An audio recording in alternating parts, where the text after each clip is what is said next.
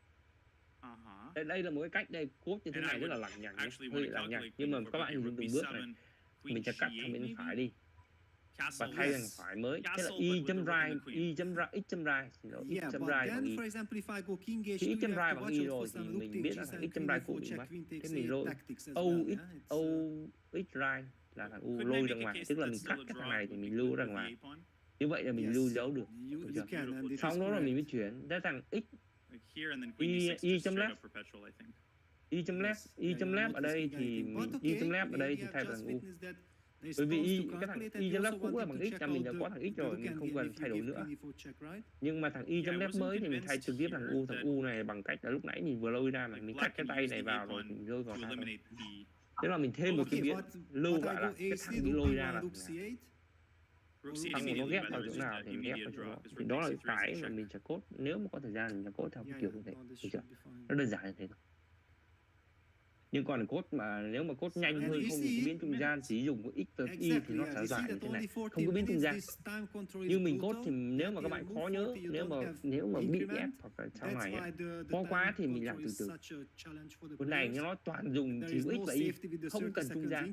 Nhưng mà tôi thích, tôi không nhớ nổi, tôi cứ dùng trung gian, tạo ra một cái biến mới là biến z bằng x chấm left cũ, x chấm right cũ tương đương với thằng u, hoặc là các em đặt u bằng luôn, xong đó là các bạn đặt là x chấm right, x chấm right thì bằng cái gì đó, xong rồi cái thằng nào đó thì cái thằng này đã có rồi, thì bây giờ mình có là y u nằm đó y chấm left thì bằng u, thấy chưa?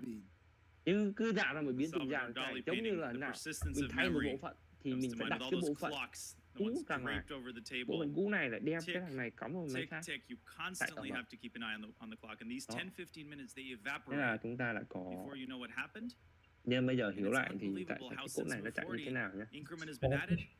And Gukesh has made incremental progress, bit by bit.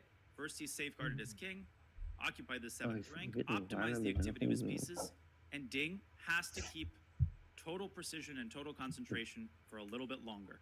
Queen c6 on the board. Wow, so he gives the pawn immediately. What does this signal? He just wants to get rid of this active rook, yeah? Does he want to go rook c8? Thì mình lại ôn lại code này làm gì? Liquidate a5 for c3. Bây giờ đầu vào của nó là truyền vào thằng Or rook e8 also, a tempting option. Or rook e8, rook b8, I don't know how to play. Phải qua thằng y mà. Cái gì nhầm? Đầu vào của nó là y. Xoay phải đẩy thằng y xuống kéo thằng x lên. Thế bây giờ nó phải lấy thằng x ra. Thằng x ra cái đoạn này lấy thằng x. Y chấm left thì bằng y chấm right, y chấm left bằng y chấm right thì nó mới xử lý cái cây này. X đây nó mới cắm cái đoạn này vào thì thằng Z này. So then Queen c6 was a very nice move. I'm loving this. That you don't decide yet on your pawns. You also offer white a choice. Do you take the pawn, but then you lose your activity? Y chấm left thằng U này. Thằng U nó phải cắm vào vì lôi thằng này lên thừa thằng U. Và thằng U này cắm vào đây nên nó phải cắm vào Y chấm left tại bằng U. Bằng X chấm right. Thằng U này chính là X chấm right. Cái này là riêng cái câu này là nó làm một đống câu lệnh luôn. Như lúc nãy mình làm là cứ làm từ từ, lôi thằng right ra là cắm vào thằng đây, nó phải cập nhật lại khi như thế này, nó phải cập nhật được pattern, cái đoạn này cập nhật được pattern. I love cập nhật được pattern là x Yes, because you already highlighted queen takes f and now also queen takes g2. X chấm ra là u này. Pattern it was rook e8. Sorry? It was rook e8 or g7, yes. X chấm right. Intermezzo, also the name of one of the best restaurants in my city. Sadly, the owner has nothing to do with chess. Right. But the Desperado leads to a draw. Okay, so what does that tell us? That tells us rook b5 is likely. Do you think rook c8 is the point? A4 or rook e8? Right, I think that all these moves are absolutely legitimate. Clearly, Ding has something on his mind. X right, parent thì bằng y nhá, cái thằng này là y nhá. White does not have to trade queens. White can go queen f5, and we have reached a position that we've discussed. Đây là code sai nhá. Not that Bởi vì đây là x right thằng u này. Not as comfortable as he parent like thằng u thì cây mới phải y mà. Yes, unless there are some direct ways. Thì cái này phải là y, but no, I don't think so. Okay, of course draw, but yeah, I get your point. X chấm p thì bằng y chấm p. So what? X chấm parent is on Ding's mind after rook takes b5. Đây, x chấm parent là nằm đây. X chấm parent thì bây giờ x chấm parent nằm đây thì nó phải lưu thành con cha của thằng bên trên nên thằng cha thằng cũ thì bằng y chấm p cũ được chưa? Y chấm parent thì bằng x chấm parent là gì như thế? X chấm parent là cha cũ, cái cha mới của thằng x này là y. Cha cũ của thằng x là y, nhưng bây giờ nó đổi lên thì cha mới của nó là phải thằng này xuống thằng con rồi. Thì phải lôi lại thằng cha nên có thằng y chấm p là nó xử lý lại đây. Được chưa? But I'm also very happy that Gukesh managed to create còn cái đoạn này là xử lý cái gì? Bây giờ mình có y chấm parent rồi thì mình phải xử lý là parent left, parent right. Cái này là xử lý parent left, parent right. Bởi vì parent đã cập nhật thằng bên trên rồi thì bên cái này nó phải trỏ đến là trái phải, mình phải kiểm tra xem mà nó đang nhìn về bên trái, nhìn về bên phải. Nó đang nhìn về bên trái, nhìn về bên phải, nhưng có cái lại câu lệnh này để kiểm tra xem nó đang nhìn về bên trái, nhìn về bên phải.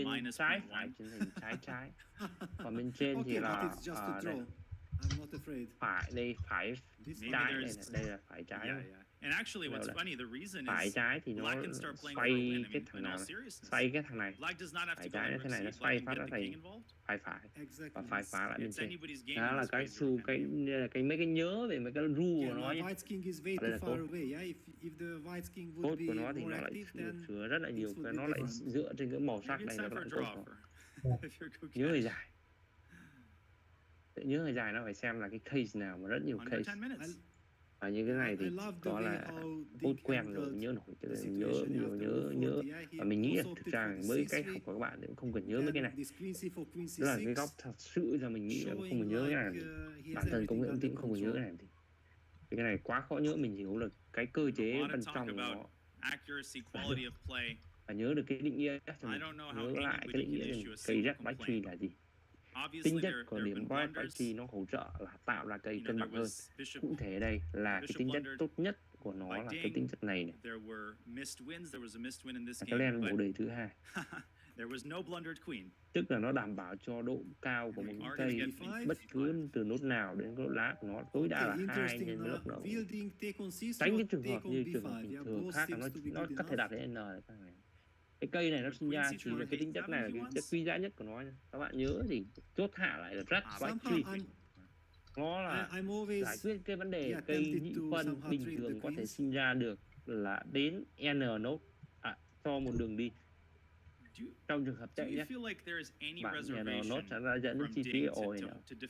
Red black tree sinh ra trong cây nhị phân tìm kiếm cho phép chỉ tìm kiếm trong cái phạm vi 2 lốc n thôi.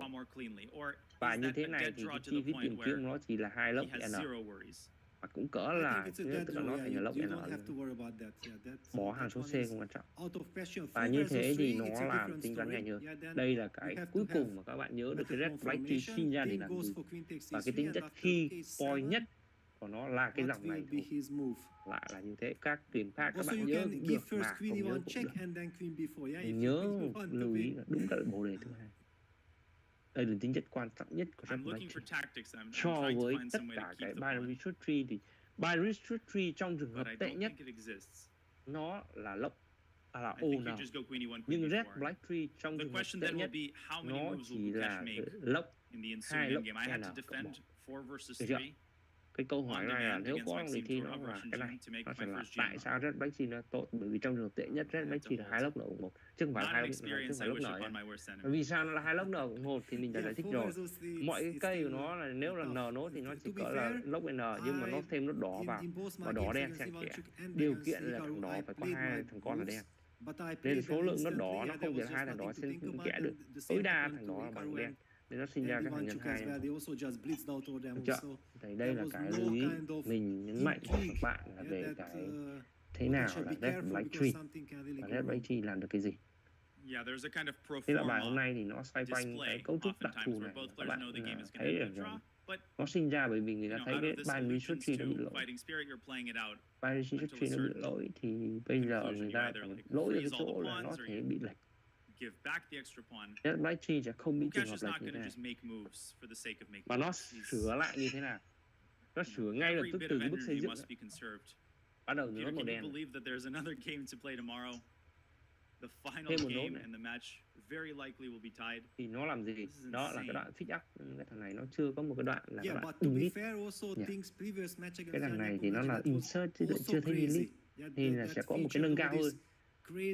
Khi red black tree mà delete một nốt thì làm gì? Những cái slide này nó giản lược đi nhé. Bởi vì cây sẽ có chèn vào và xóa đi. Nói thật trên mỗi cái insert mà mình đã đau đầu thì cái delete nó còn đau đầu nữa. Nên thôi mình biết được là nó sẽ hỗ trợ và người ta sẽ nghĩ đây là chỉ có insert. Fix ở đây là fix chỉ insert, nhưng mà các bạn chú ý là nó phải có delete nữa. Và chắc chắn nó phải có delete. Cái delete nó làm gì? Thì cái đó là cái phần mà mình không học. Và nhưng mình biết nó tồn tại. Và khi trong một cây sẽ có hai thao tác là chèn và xóa. Chèn mình học rồi, xóa thì nó lại lằng nhằng.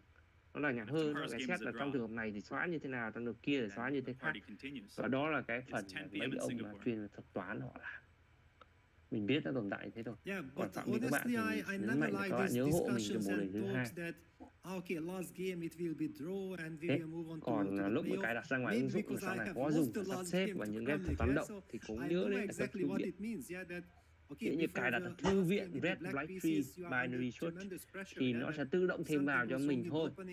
Và searching ở với Binary Search Tree for Dynamic là những cái thư viện như thế. Về cơ bản là các bạn biết cách gõ từ khóa như Binary Search Tree Library thì như thế nó là tăng tốc cho các bạn tinh toán. Cơ bản thì bài học hôm nay đơn giản. Còn các bài học tiếp theo theo thì khoảng 3-7 tuần nữa.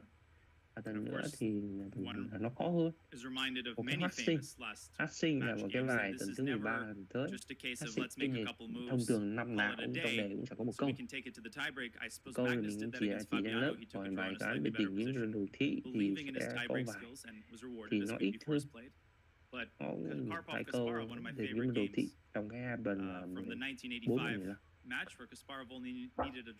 Tóm lại là như mình nói là các bạn cố gắng ôn lại trong cái file OpenLP cho chuẩn bị cuối kỳ. Cuối kỳ môn này thi vào cái hôm nào nhỉ? Như 16 hay 17 gì đó đúng không? Nên các bạn có chú ý lịch của mình nhé. Còn đề thi như mình nói nhấn mạnh là ôn dần từ bây giờ đi, đừng có đến cuối giờ mà đi ôn nhé. Hạn chế để đến cuối môn vì cái môn này nó cũng khó. Mình cũng biết là các bạn nhất là cày các bạn là bằng điểm cao. Điểm giữa kỳ thì là cao đẹp rồi nên đến cuối kỳ cố gắng chỉ cần 7 rưỡi. Giữa kỳ sao được. Okay, you have to defend your pawn done and like 4 versus 3. Còn tình hình tùy. Tình hình xem điểm cuối cùng thế nào. Nhưng mà mình sẽ cố gắng là điểm chung, điểm cuối kỳ các bạn cố gắng. Tức là nếu tệ quá nhé, nếu tệ quá thì bởi vì theo cái cơ chế chung là điểm sẽ là cái thang điểm thì các thầy cô có chú là rescale lại để đảm bảo cho là người làm tốt, vì nó nói cái đề thi nó phải phù hợp với năng lực của sinh viên. Đề khó thì họ rescale lại để kiểu như là cao nhất sẽ được 8,5. Nếu mà làm tốt thì nếu mà có bạn được 10 tức là đề đã tốt rồi thì cứ 10 thôi, hoặc là 9-10 tức là đề đã phù hợp rồi. Nhưng nếu trường ngồi lớp mà khó quá, các bạn nhất là các bạn là ngoài chương trình nữa, thì điểm sẽ được rescale trùng hợp. Tóm lại là bạn tốt nhất luôn luôn là được A nhé. Lớp chắc chắn sẽ có một bạn được A ít nhất, và nếu mà các bạn đều như thế thì là ok thôi. Nên mình nhấn mạnh lại là nhưng cứ ôn cho kỹ, cứ làm bài điểm nó cao đi.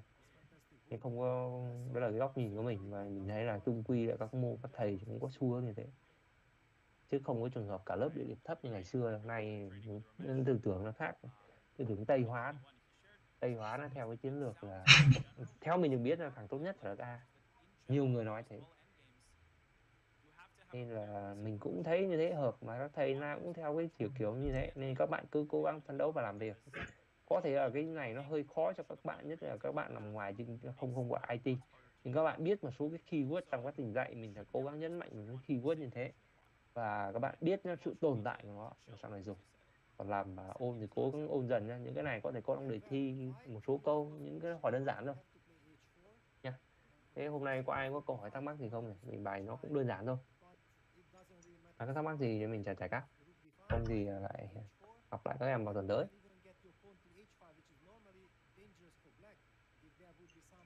Không ạ, em không có thắc mắc gì ạ. Thế nhá, thế hôm nay bài học này dừng ở đây. Có một số cái lưu ý như thế thôi. Và hẹn gặp lại các em vào tuần tới nhé. Chào các em nhé. Chào thầy. Chào các em. Chào thầy. Chào thầy. Chào thầy. Lại nhé.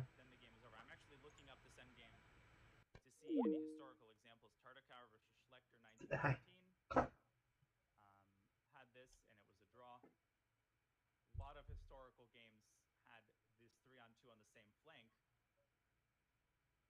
But almost all of them were draws. I don't see a single tragedy out of the games that I'm looking at. Brunner versus Janssen, 1988. Yeah, every game that I'm clicking on that featured 3 versus 2 is confidently drawn. Yeah, basically, if you are not getting flagged, you cannot lose it on high level. Yeah? That's the point. Even in a blitz game, with a 1 second increment, you would expect yourself to draw 99 times out of 100.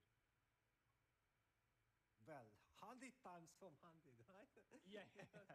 Because that one would drive you crazy. Yeah, how could I have lost that one game? It's impossible.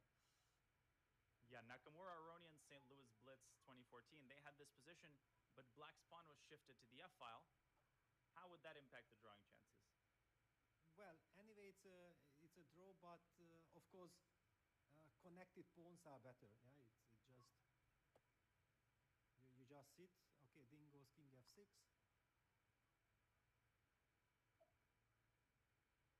He just sits and waits. I'm looking at your games in the Sen game. Yeah. You see how much fun I had, yes? As a 2255 Nettatal 1991. Already back then I had it, yeah? Yep. You have quite the history with confidently drawing this, and people weren't even, they thought, okay, Lecco, slightly worse endgame, he's not going to make any mistakes. Let's save my energy. Yeah, That's I was awesome. 11 years old at that point. Whoa. And, well, the interceding 10 years have been kind to you. Yeah, because the Nettatal tournament was in March, I believe. Yeah, it was early years, and I mean early in the year, and I'm from September. Yeah, so that's why I know that I was still 11. This endgame actually was in, I think I looked at it, Kramnik versus Lecco, Monte Carlo 2004. Again, you had this endgame with the pawn shifted to the F file, also confident draw. And then, yeah, I'll do more research after the game, but right now Gukesh, he's thinking, what is he thinking about? Like, is he truly trying to find the most practical pawn arrangement? Or is it impossible to say? Well, he wants to push, and that's why he's looking like, how do I maximize my chances? The only problem for him is that even if he gets everything that he's desiring at this very moment, then he will also realize, or he knows that even then there is nothing. Does he go King F3? Of course, yeah, King F3 is the natural move. By the way, against Nakamura, Tromso 2014, you had the plus side of the extra pawn in this endgame. You arranged your pawns F2, F4, G3, H2, and made about 15 moves. Yes, then I pushed H4, H5, right? Exactly right. Oh my gosh. Yes. Then you pushed H5, and having finished the architectural designs, then it's time out for a draw. Exactly. Exactly. Normally, I also believe that one plays this as frustration, because against Hikaru, I was also having a very nice position. I had an advantage, but as usual, yeah, Hikaru is extremely slippery. He always finds a way how to solve bad positions. And then after the time control, we reached this, and I knew, of course, that the game will end in a draw, but okay, I had to continue out of frustration. And,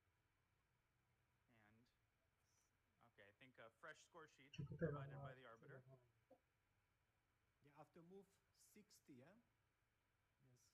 Usually 60 moves, yeah. It always annoys me when there's less moves on the score sheet, because you want to reserve this procedure of getting another score sheet for longer games. Exactly. Longer games only. You also but had... okay. Sorry, I just wanted to say that's another argument for Gukesh to play a long game, yeah? Not to agree to a quick draw here. You know, against Ivanchuk in Astrakhan 2010, you actually managed to generate, I mean, you managed to scare him. And maybe there is one idea that I could demonstrate from that game. Okay, please go ahead. And I'll just approximate the moves that were made. You essentially got the pawn to H5, got the king to F5, and this is literally the position from the game. This is maybe the best that White can try, because in this position, Black has to demonstrate one very key idea, and that is the move G6 check. Yeah. And of course, I can reveal a big secret that Chucky was not terrified at all. He was waiting for it, yeah? Okay, push it. I'm gonna go G6 and shake hands, finish. Come to Papa. Yes, exactly. Fascinating. Okay. 10 minutes,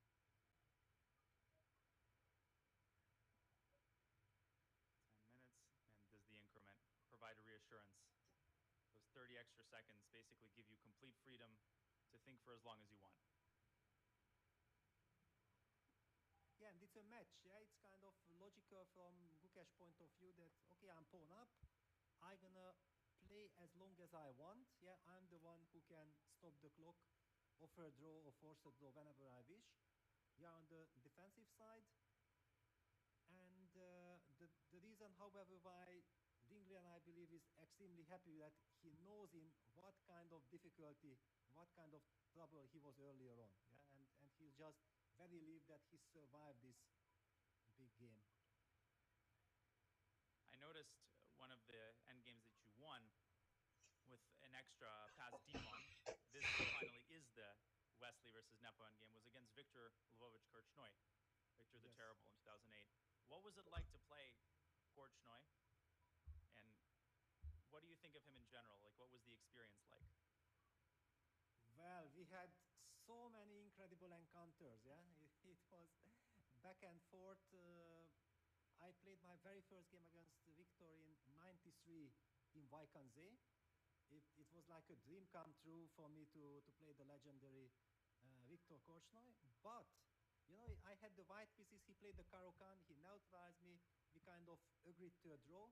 And I was very proud. I kind of asked him that, please, Mr. Korchnoi, yeah, would you like to analyze the game? And then he said, like, no, analyze what?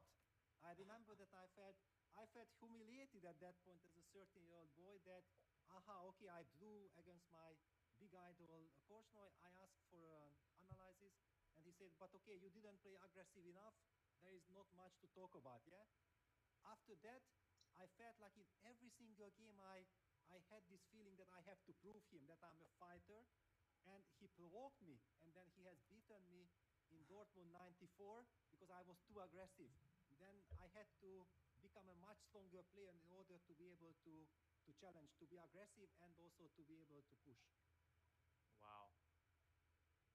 It's amazing. I mean, the stat that I always like to share about Korchnoi to show how incredible his longevity was as a professional player. I think he's the only player to beat a grandmaster born in the 1800s, as well as a grandmaster born in the 1990s.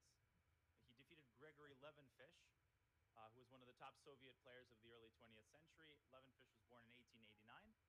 And of course, he famously defeated in 2011 Fabiano Caruana in Gibraltar. Fabiano was born in 1991. Two GMs born over 100 years apart. Korchnoi defeated 1992. Korchnoi defeated them both.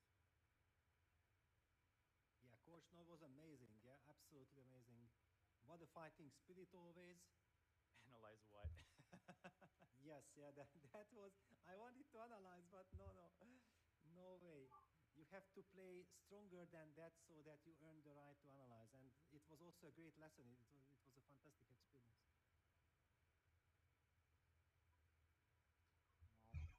Well, they're going through the motions here. I think once the pawn reaches h5, it seems from the games I looked at, once the pawn reaches h5, that is the sign that the winning attempts have been exhausted. But maybe we will see the kind of natural course. No, f5, okay. Does he want some king h5 action? Yes, but that's why black will just keep the rook on the third rank, yeah, to be always targeting the g3 pawn, not to give any freedom.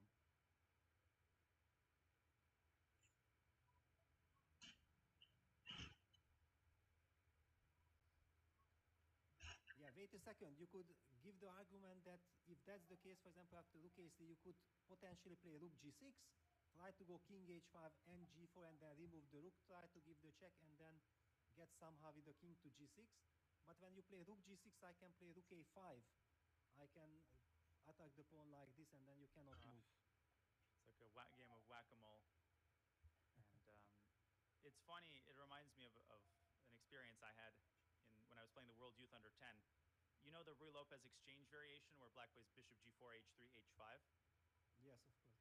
I was preparing for my game with Grandmaster Joel Benjamin, and I'd never played the exchange, so he showed me the fishing pole idea, and I asked him, but Grandmaster Benjamin, are you sure that white can't take on g4? And Joel told me, yes, since the early 19th century, it has been known that this loses for white.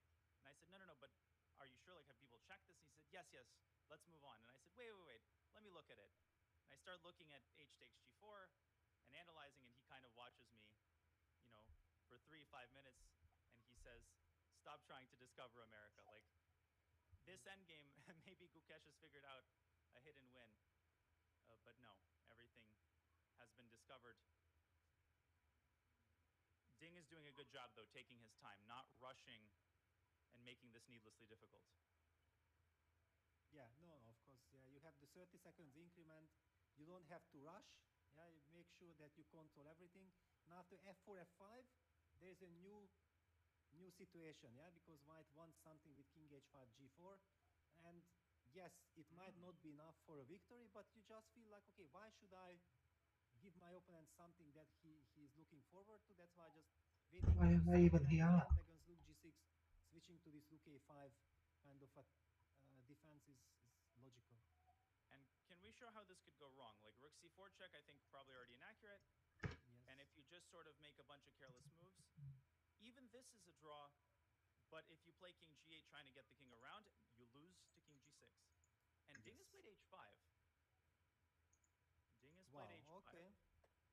Okay, and then he just, he just wants to force the matters. Okay. Everything draws. King G5, Rook G4. White can go for the stalemate. And King E5, Rook G4, you just sit, yeah, because you eternally target the G3 pawn. Everything is protected. Yeah, you can, but somehow even guess that his idea would be even just to put the Rook to G4. But yeah, Gukesh says no. Okay, I'm returning now to H3, but then Rook returns to C5, and then we will have a handshake. Now we are very close to the end of the game. I think eye contact has been exchanged. The peace agreement has been proposed. It's move 69. And a head nod of recognition, a handshake. And in the penultimate game, a draw saved by Ding Liren. The match is tied going into the final game, Peter. What a game.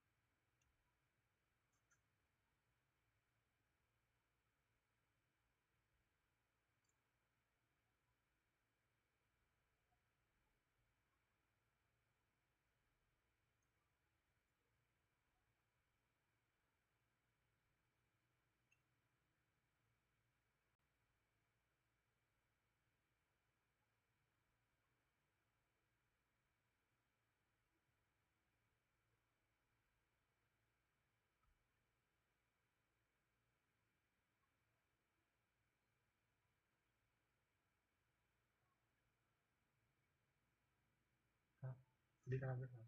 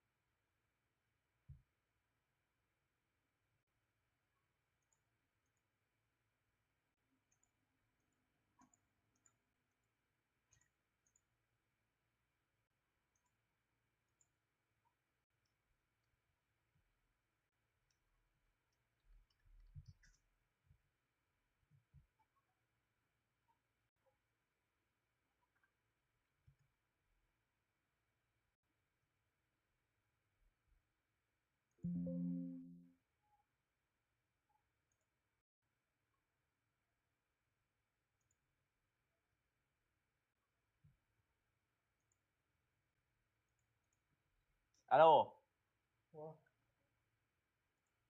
Ủa, ý là đặt like trên YouTube. À đây, ở đây đây, thế từ từ để từ vào. 7 tiếng rồi.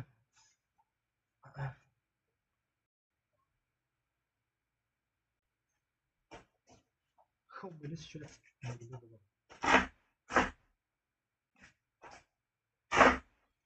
quá. Thì vẽ đúng không? Tình hình mà số đấy có ăn hết chỗ rồi. Nên là ta đã bỏ xóa rồi. C bằng 43 GB. Số đấy có đòi vào C. Tải được link. Tất cả để giống nhau thôi. Nha.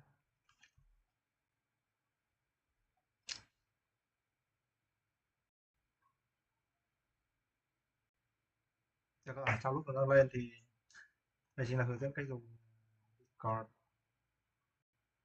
Đấy, đây là bạn vào học. Khi bạn ra nó sẽ báo là bạn đã học được bao lâu. Cụ thể là vừa rồi là 0 phút. Sau đó chúng ta sẽ có bảng xếp hạng. Tham gì đấy. Và chúng ta sẽ biết được trong tuần này ai học nhiều nhất. Thấy top 2 0 phút. Yeah. Đấy, thằng nào học hay không biết. Là đây học phải vô top.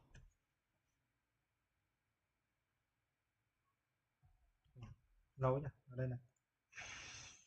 Ok, đây là nick.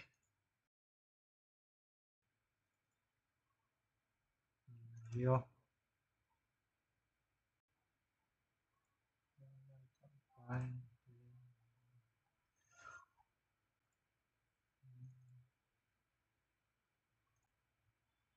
Thế nhỉ. Ok. Thế là giống số report thôi, cái này sẽ có một cái gọi là path, cái là assembly thì gắn các path lại với nhau. Thì nhá, chúng ta sẽ path.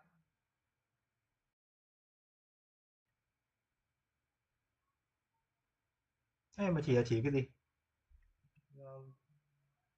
Tìm một hình và vẽ mẫu cho bạn có hình nào không?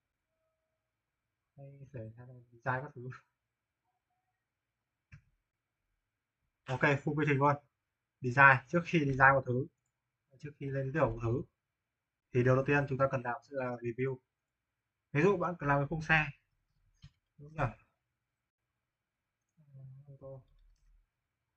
Đúng nhỉ? Review about thì tôi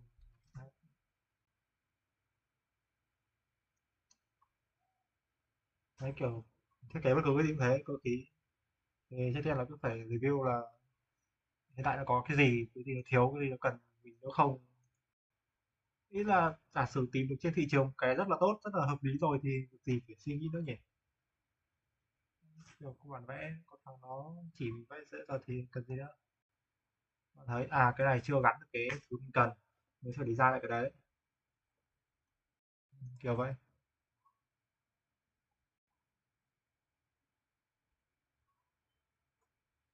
Chung vẽ thôi cũng đơn giản thôi, cái khó là cái tính toán các thứ.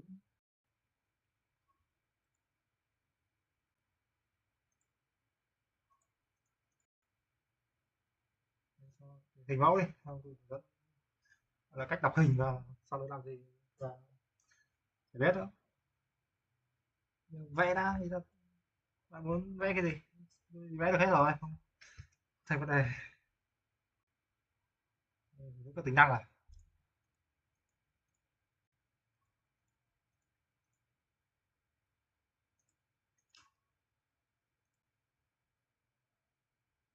bên số Trung Quốc của tôi biết nhiều nút thật đấy, bên này kiểu cũng chưa dùng mấy. Với các bạn xem thôi, hình nó không phức tạp quá thì không vấn đề.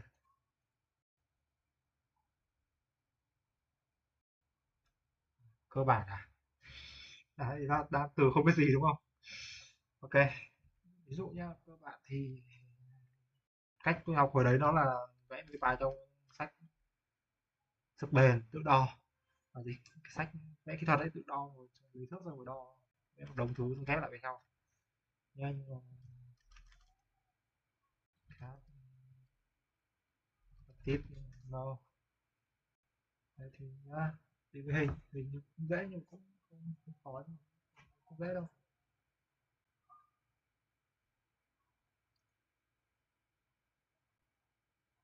Đây hình này đấy, ví dụ như bạn thấy một cái hình thì bạn tưởng tượng là mình sẽ phải làm gì với cái hình đấy. Ví dụ như đây là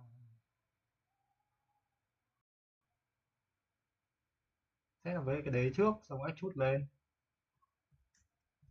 làm luôn nha, tròn số thứ cuộn kiểu vậy. Đây. Chọn một mặt phẳng đúng không? Sketch ra cái mặt phẳng chữ ghiệt đây hình vuông, đấy, hình vuông xong rồi vát vào hình tròn là tính 10, đây hình tròn tâm là tính 13, 26 từ đây, 27 là cái nào bên ngoài đúng không, tâm là 26, từ tâm hình tròn này đến cái tâm hình tròn có thể đến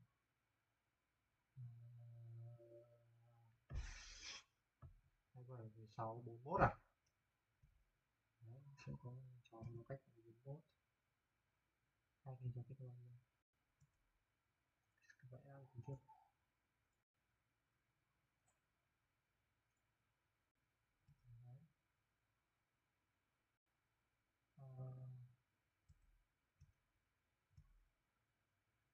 Hình tròn này thì ra hình tròn này, hình tròn cái hình tròn này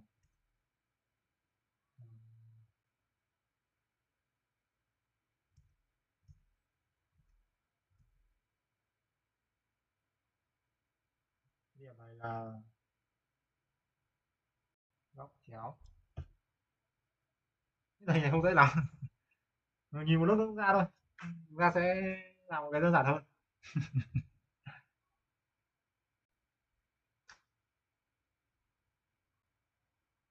Nha, nhưng mà ý tưởng là thế, vẽ ra cái đế này với cái cỡ tròn cái hình xong rồi chút lên thành cái hình đáy, đáy xong thì có thể là mình vẽ mặt ngang, vẽ chút ra cái ống cái này nha, xong rồi quay sang mặt ngang này rồi kéo cái này ra kiểu vậy, từ thì nào đơn giản hết sức đây, đây đi,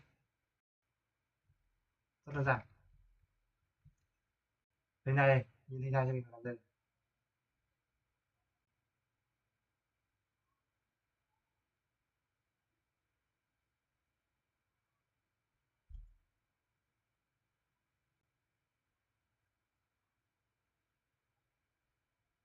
có hai cách thực ra thì đấy có thể vẽ ngang cái chút là cục xong rồi cắt để public rồi ra tao luôn public mà, nhưng mà là có gì cứ hỏi luôn, cũng chả có gì mấy. Đấy ví dụ đây hình này thì tưởng tượng là các bạn sẽ vẽ cái bắt đầu từ mặt nào xong cái chút từ đầu dễ nhất, ví dụ như cái này thì cả hai cách, ý là bạn có thể lấy vẽ cái hình này trước, sau rồi bạn có khối vuông hình chữ U này, xong bạn chút ra thành một cái khối siêu dày 3 lớp luôn, xong bạn dùng cái tool để mài mài tròn nó. Đây như biểu diễn cả hai luôn này, thứ nhất này ra không quan tâm kích cỡ nhá, đây có nhiều cách kiểu sẽ được cái hình vẽ cong theo nhiều cách để vẽ, đây là 3 điểm là sẽ 3 điểm nối nhau thành một khung tròn, ở đây là sẽ chọn cái tâm xong rồi chọn 2 điểm kiểu như này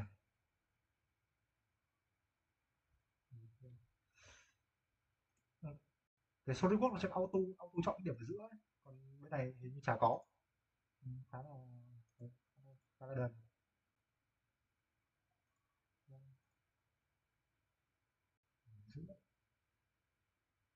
Vẫn có này, không có mà hay vậy, có mà Đây quay lại cái ác may điểm tầm đây.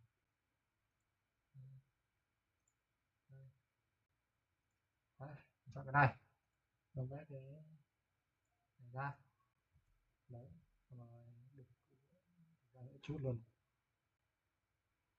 đấy. Trim này.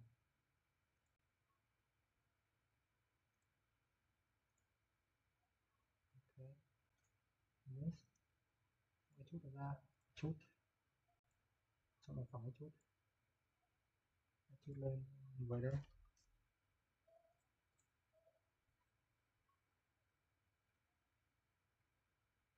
thử thì dày hơn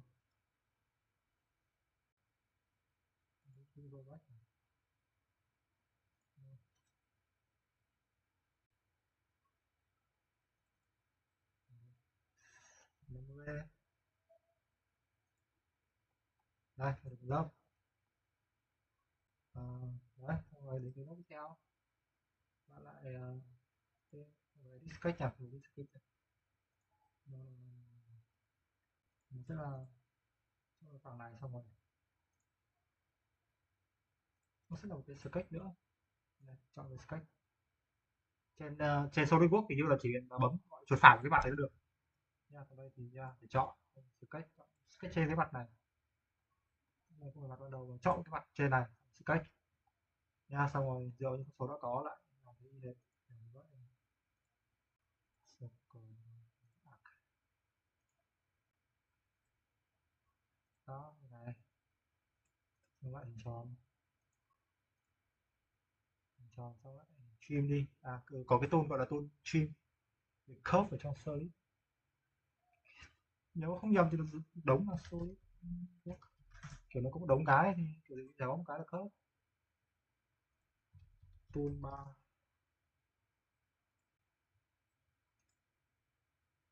đây là một đống cái này thì sẽ curve vào cái ở giữa đấy line này triangle này circle này cái giữa là curve này nó có cả mấy cái như hình lục giác các thứ đấy thì đây có cái tool trim này là quan trọng này số cái code trim đấy xong rồi có một số setting của trim nói chung là cứ trim to nearest gì đấy nó sẽ xóa cái trong cùng thôi xóa sao cho nó cứ gọi là thành mặt phẳng có logic là được có logic này chuột giữa để xoay như này NX dở lắm tao rất khuyên là nên dùng số cái gốc thôi và với một người trải nghiệm cả hai rồi đấy là nó chỉ có thế thôi các nút thì nó đấy những cô tôi nó dùng nãy giờ chỉ có đấy sketch các thứ này extrude này extrude thì có nổi tiếng là trim này đấy, cắt những cái thừa đi cái chỉnh sửa giống nhau là chuột giữa giữ chuột giữa thì xoay được do này rồi xoay cả control chuột giữa thì zoom gì đấy shift chuột giữa là kéo quay là như này shift chuột giữa là kéo pan chuột giữa là zoom quay chuột giữa là quay đấy xong rồi thì finish xong thì mình có cái sketch đây extrude ra thôi extrude thì mình chọn cái mặt mình muốn extrude đến bao nhiêu đấy cho đến 50 okay, đấy. Thêm một lớp nữa thành cái hình này thôi hình này đấy nhá. Thêm một lớp nữa làm thấy thêm một lần nữa nhá. Còn đây là một cách khác sketch bây giờ chọn mặt front này đấy. Thì cái này thì mình làm như này hình vuông này hình vuông hai này cái này phải đo nha finish này cách chút này chọn cả ba cái này chút ra đâu 200 300 400 đấy đấy 400 béo 200 thôi nhá, sẽ có thanh tìm kiếm sao ấy nói chung là nó ngay trên này à đấy thì đây là cách thứ hai là vẽ được cái hình cuối trước sau đó sketch hình thôi đấy sửa cái chút tí chút phần trăm Đấy, lại sketch này, chọn là phẳng này, xong rồi vẽ cái ạc được.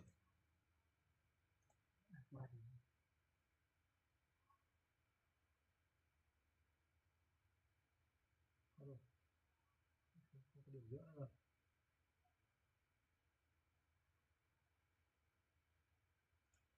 Không có điểm giữa nữa.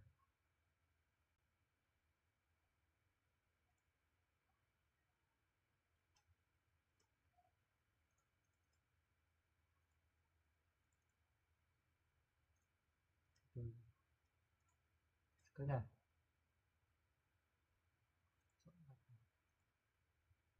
ok này,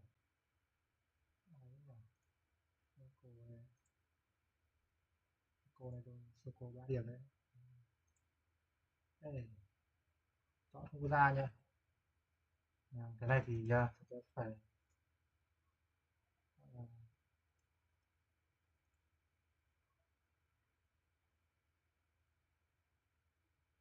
nó không auto lấy điểm giữa nhỉ.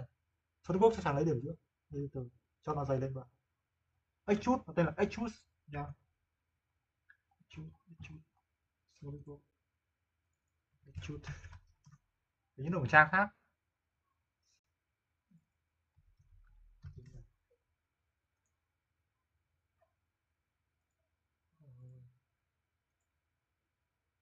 Này, nó ở cái trang sketch, nó là sketch này. Sau mình finish sketch thì một finish sketch sẽ ra thì nó coi như xong cái sketch ấy, thì ra cái bên phía chùa, thì cái bên cạnh cái sketch thì nó sẽ có mấy cái extrude pathway, revolve pathway, từ web nó và lại thì extrude là nó sẽ lên xuống thôi, revolve là nó sẽ extrude vòng tròn quanh một cái trục ở đấy.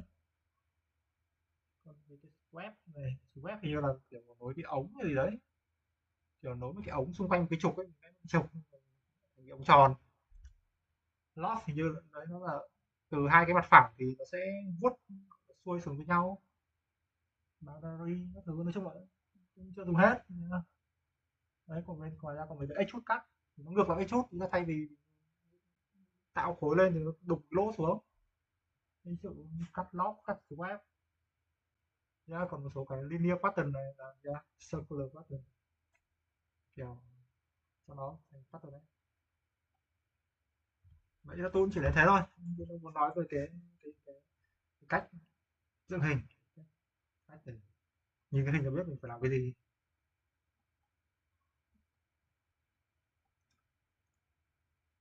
Khả năng mình vẽ lắm.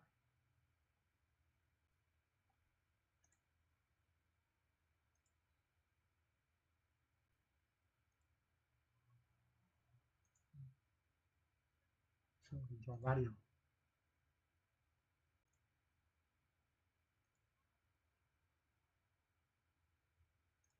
Kiểu như vậy.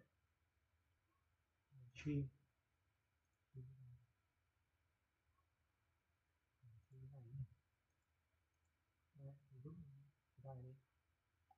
Thì mình sẽ có thể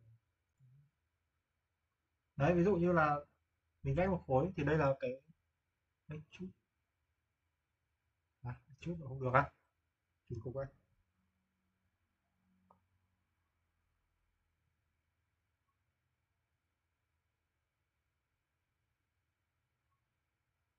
cái chút qua đây đúng rồi đấy, đây là cái mặt phẳng đúng không, thì bây giờ chọn cái mặt phẳng để chút đấy, chút đúng không, thì nó mới ra cái này đúng không, bạn đi thế này, nhưng mà bạn chưa biết chọn mặt phẳng chút chính là cái đường viền đấy. Đường này này nếu chọn được thì nó chút được thôi, vẽ sầu vào chút đấy. Bây giờ có cái này này đó nhỉ.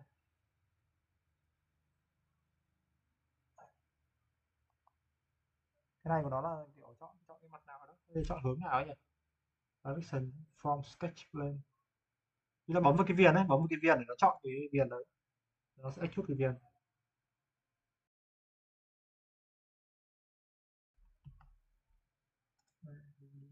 check.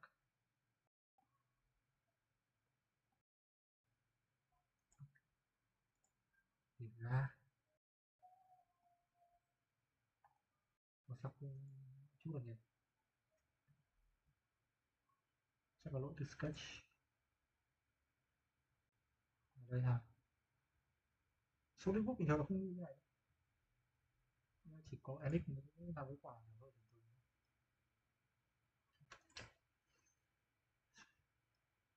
Delete đi.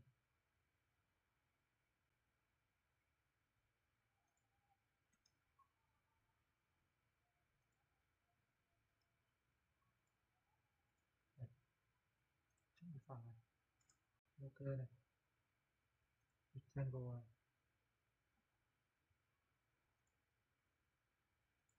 này. Circle, auto chọn điểm giữa này,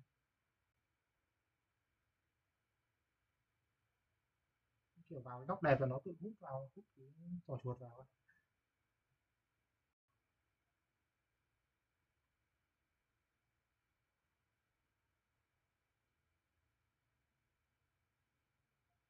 Ừ.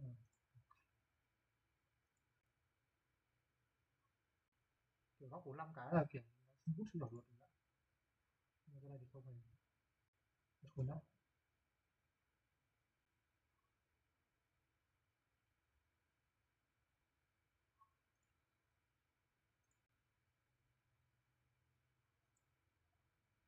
Cũng có nhiều cái chỉnh.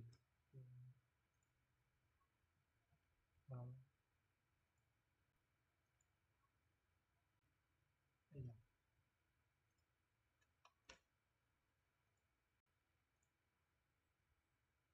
cái chỉnh kiểu đây, cái này là có cái gì rapid dimension, bên kia là nó cũng có cái tool của cái thước ấy.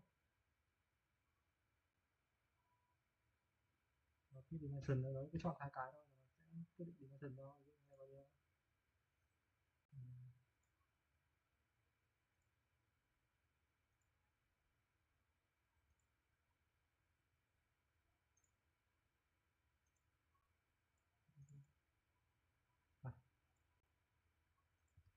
Ở đây quyết định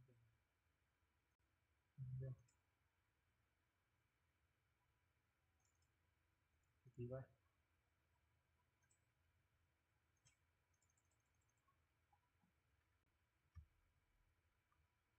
Phụ cho mắt mình tàu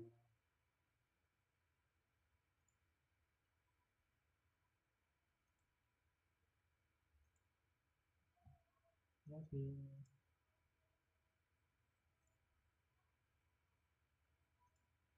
thay số vào thôi.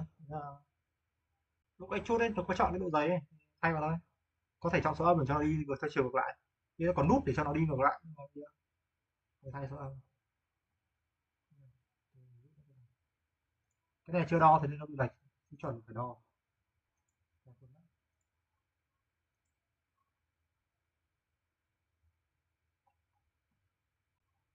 Sửa cái vào như này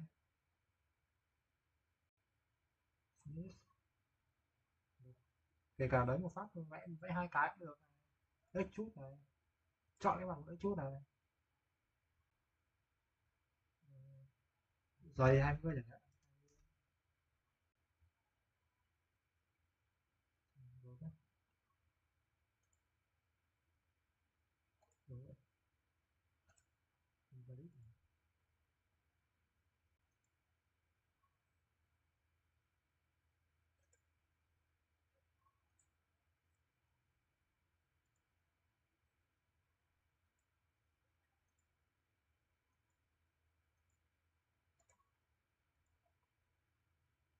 Ok chắc là phải đo số đúng không, mình hơn thầy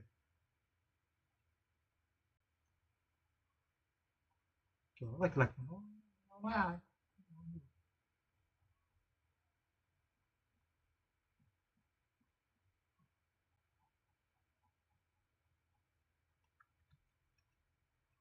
Là một ví dụ cái này chắn được, chọn con này, ok, vẽ mình tròn lên,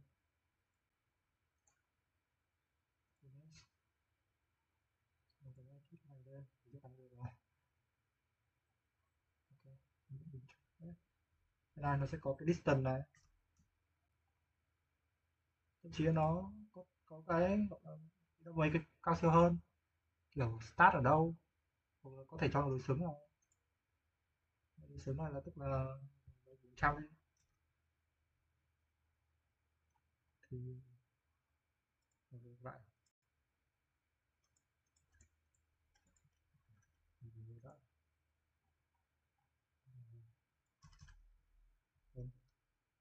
Đấy, từ điểm 0 đến điểm 400 này, có thể đi từ điểm 200 đến điểm 400 chẳng hạn, đi từ đây đến đây này,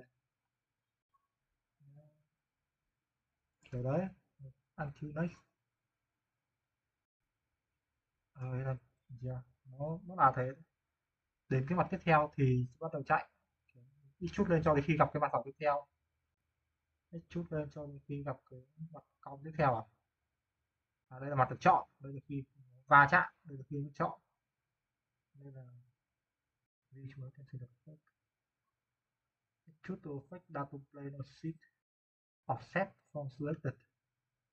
Đây là kiểu chiều đối xứng, đây là qua tất cả. Make chút cho đến khi nó không có cái mặt nữa, không có gì để ngăn cản nữa. Đấy, thì mình cứ đơn giản thôi, value từ value đấy sẽ là không bao nhiêu đó. Số liên quốc kiểu thế, nhưng mà nói chung là chẳng quan trọng đâu, mình chỉ cần cái chức năng quan trọng chính thôi. Cái chút bình thường là độ dày. Đấy, ngoài ra thì sẽ có mấy cái nó sẽ ít chút cắt, đây thì nó sẽ là đây, nó sẽ là như này, subtract.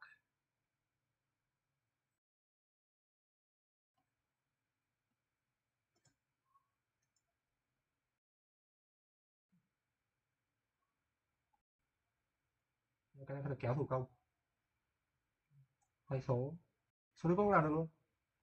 Một là kéo cái hình cắt của nó thủ công luôn, đây này, thay số vào, cắt một lỗ 100 này, cho xem review trước luôn. Mình có thể xong mình apply thôi.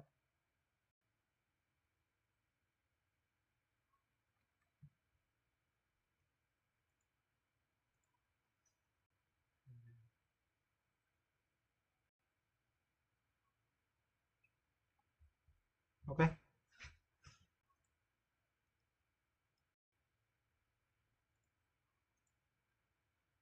Đây là cái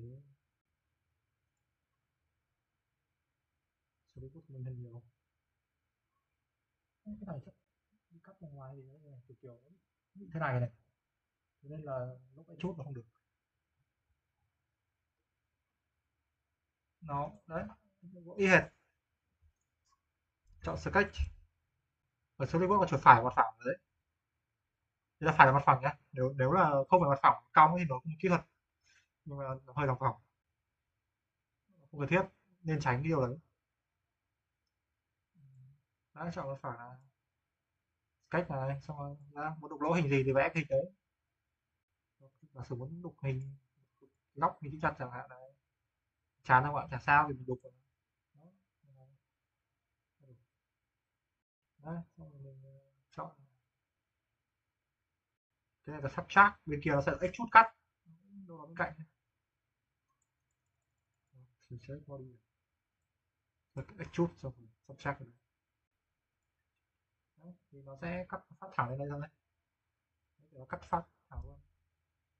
Trường hợp này sẽ cắt cái mặt này.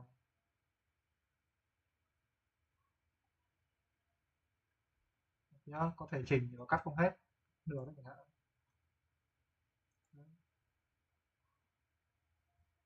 Cắt tròn thì hình như là gọi là dân chuyên nghiệp, hình như có thủ thuật ra, như ông anh ở lab cũng biết mấy trò không có thể hay, nhưng mà người bình thường có cách là mình tạo một phẳng phụ nó hơi gồng kềnh, ba to plane đây, tạo mặt phẳng phụ, xong cái mặt phẳng này define sẽ là có các cách đấy, các angle, distance các thứ. Đây tôi sẽ chọn đơn giản là nó sẽ tiếp tuyến như thế này. Đấy, xong rồi mình có thể chọn cái mặt phẳng này để mà sketch lên cái mặt phẳng đấy, sketch lên mặt phẳng đấy. Ý là mình cần một cái để sketch thôi, xong rồi quan trọng là một cái để sketch thôi.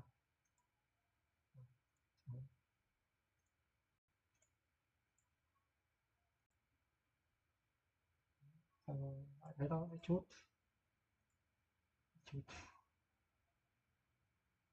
subtract unable to perform.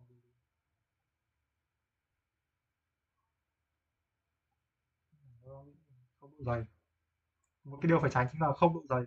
Đó bởi vì cái này nó tiếp xúc vào đây, nhưng khi cắt phát ở đây thì cái thành của cái này đã bị độ dày là bằng không. Nhá, đấy là cái nguyên nhân cái lỗi. Kéo lại chứ không sao, cắt được. Đấy, thì cái lỗi này cắt ra. Có cái thước trong solid. Thước rap. Cái này nó là rapid dimension. Solid thông minh hơn hẳn luôn đấy. Không biết là có cái gì rồi. Cái auto gì. Rồi, lâu rồi. Solid dimension.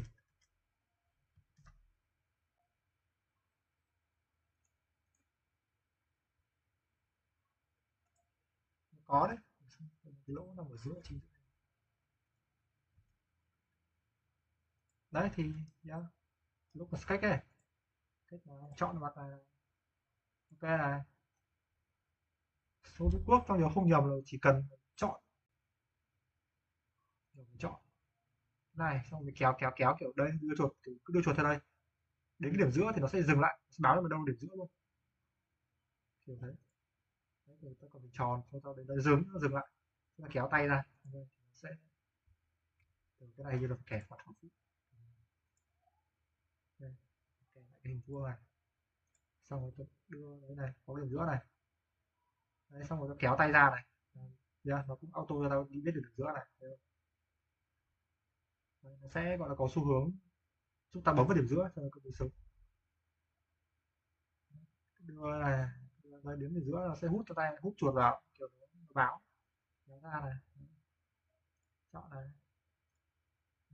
cho nó cái này nên dùng cái mốt này chọn thành cho nó giữa rồi.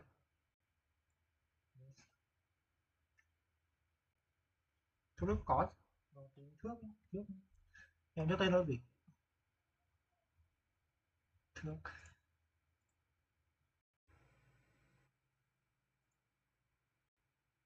được cái gì rồi chứ,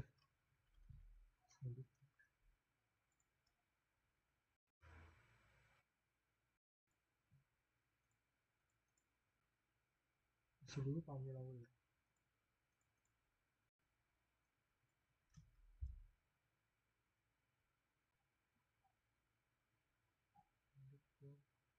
Vẽ đi, vẽ nhiều không?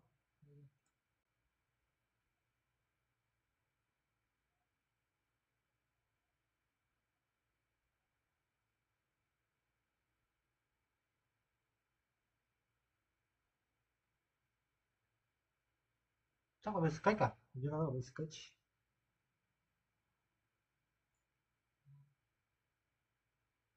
Đây là Smart Dimension này. Làm nằm ở giữa chữ nhật. Ok.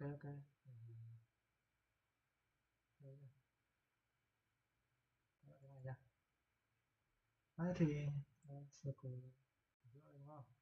Cái đường ra đâu, nó sẽ hút vào đường giữa. Đấy. Cái đường giữa coi.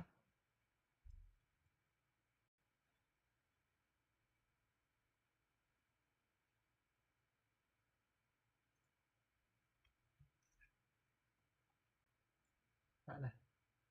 Và này. Sau sketch này, xong rồi vẽ hình chữ nhật. Hình chữ nhật, cái này phải vẽ lại như số đúng là không cần đâu. Đấy, có một hình chữ nhật sketch rồi. Thì nha. Nó sẽ không biết ở giữa ở đâu cho đến khi mình biết nó ở giữa ở đâu, kiểu vậy, kiểu đưa tay đây phát hiện ở giữa rồi, thì nó sẽ biết ở giữa rồi. Đây các bạn thấy đưa đây đến điểm giữa đấy, thì nha, đưa đây nó tự báo cho mình điểm giữa đây, đúng thôi, kéo thôi, rất giữa luôn, riêng cái giữa này được không phải mắc finish, vẽ một đống hình chả sao cả. Lúc cái chút cứ chọn đúng cái hình cần thôi, hình gì đây, nó biết chưa, sắp chắc vào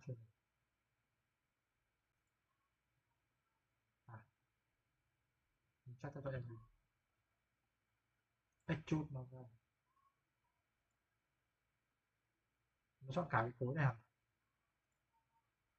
Đúng rồi. Cái gì này?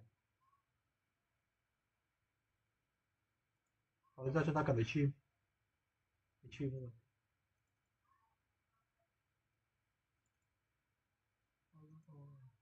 Gì này?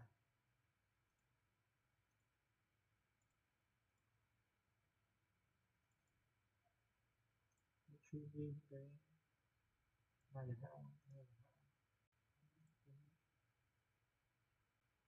extrude bạn liền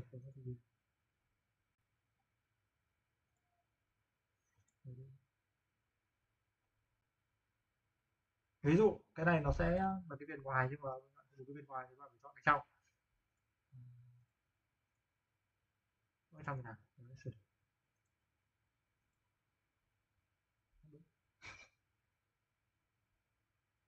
đúng rồi, để nó không bị hiểu nhầm như này thì nên xóa cái viền ngoài đi. Nãy vẽ hình chữ nhật bên ngoài, xong rồi vẽ hình tròn bên trong, nên cái hình này nó sẽ define cái bên ngoài, rồi bạn phải xóa bên ngoài đi thì nó mới define thành cái bên trong. Đấy là ở giữa. Đấy, cơ bản chỉ thế thôi. Các tính năng sketch và những cái công cụ của sketch, ví dụ như dimension sketch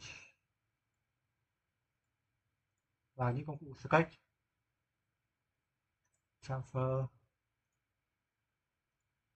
kiểu fillet cắt góc, kiểu nó mài tròn cái góc kiểu là auto ấy, mình chỉ cần define cái góc thôi, góc bao nhiêu này mình viết luôn đây, fillet đây mình chọn cái góc thôi. Mình có thể chọn số radius hoặc là chỉ radius để cắt góc bao nhiêu. Chamfer là cũng là cắt góc, nó hình vuông, chọn góc rồi cắt góc. Offset là sẽ là nhìn là biết nó sẽ là một cái song song hoàn toàn tất cả các bạn mình chọn. Vẽ một đường thẳng, xong mình vẽ một đường thẳng song song với đó thì offset nó ra khoảng bao nhiêu đấy. Nếu mình có một hình nó sẽ offset ra một cái hình nó phải rộng hơn 5, rộng hơn 10, rộng hơn 20, chung là tất cả mọi thứ được song song. Offset pattern, mình sẽ pattern một cái gì đấy qua một cái gì đấy, ví dụ như tôi muốn cái này nó được đối xứng qua cái chữ này.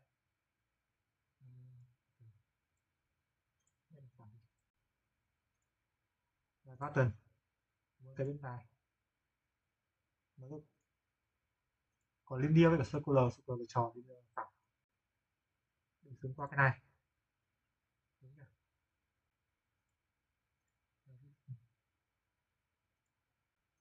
Đó,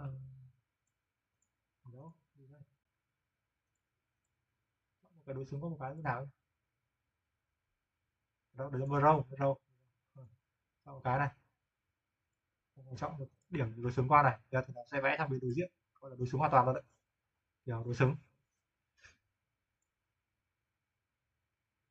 Pattern là kiểu một đống cái giống nhau ấy, như là thế này, xong rồi tôi chọn khoảng cách giữa các cái, muốn bao nhiêu cái tôi muốn 10 cái chẳng hạn, mỗi cái cho bao nhiêu, mỗi cái cho 10 gì đó nhỉ,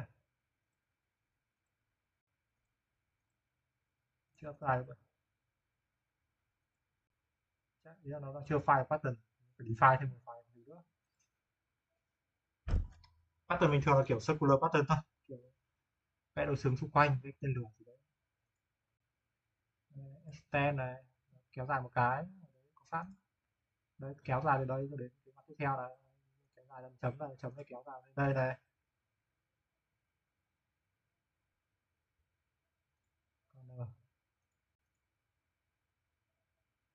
Không quan trọng đâu, chim là cắt nhá, cắt một cái cho đến cái gần đất dimension, mấy cái như là điểm, vẽ que, hình chữ nhật, hình tròn, vuông các thứ, sẽ cách thôi. Đây có bên ngoài này sẽ có cái chốt này, ô này, một cái chamfer nữa, vài góc cho hình 3D, đó là vài góc,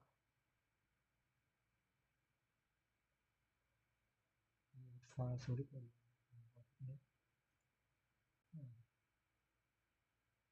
đấy.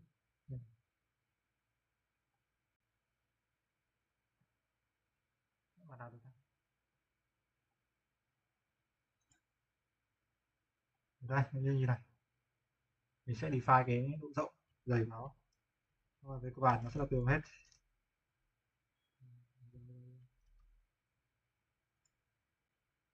Ra mà không được tại vì rồi đây đấy. Là yeah. Đục rỗng kiểu vậy.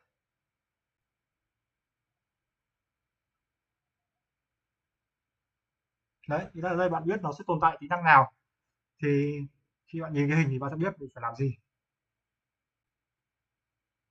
Đấy, ví dụ như cái ống này đi thì mình sẽ biết là nó vẽ cái này vẽ cái đế này, xong rồi vẽ một cái đường thẳng này, dùng cái tính năng nào nhỉ? Về SolidWorks nó là cái gì? Swap à?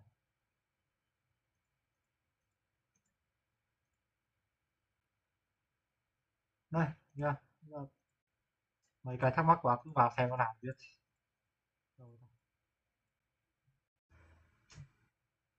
Cát mình bắt đầu từ ống này.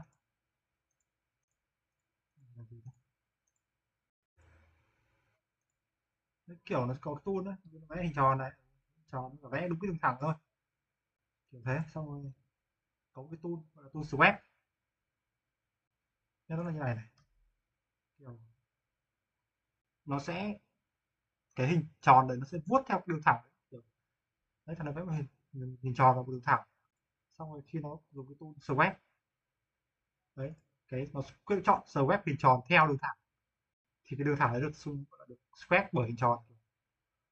Toàn bộ cái đường tròn nó sẽ là toàn bộ cái đường thẳng theo dọc cái đường thẳng đấy nó sẽ là xung quanh sẽ được define hình tròn ra, thì nó sao tạo được cái ống. Bây giờ cái này đặc thù cho cái ống nhá, xong rồi làm tương tự nhưng mà bây giờ mình đục lỗ ra cái ống, rồi thì bây giờ vẽ cái mặt thôi. Đấy là cách nào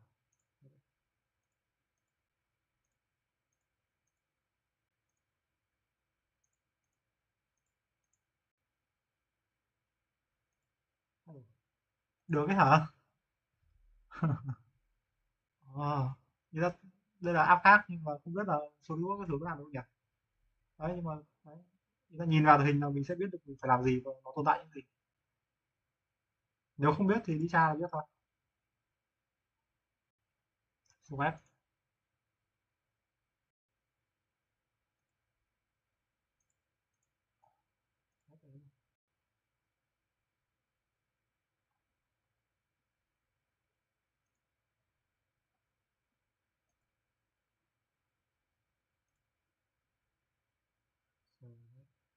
Create body by scraping section along one boundary. Đây, tôi không gần như này. Chọn một mặt phẳng, chọn swap này, chọn một cái này, to thế, xấu thế. Từ để làm cái khác này. Chọn cái này đi. Web này. Đấy nhá. Chọn cái này.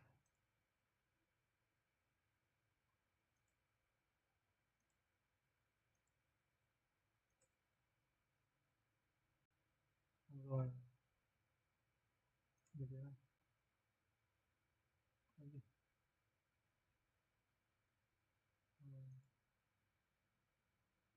Chưa được nào. Swap là một hình tròn xong rồi nó vuốt vào với nhau ấy, kiểu hai mặt phẳng nó sẽ tạo phần khối ở giữa hai mặt phẳng nó đầy ở giữa. Ví dụ cụ thể như cánh tên lửa, cánh máy bay các thứ, cánh máy bay cát.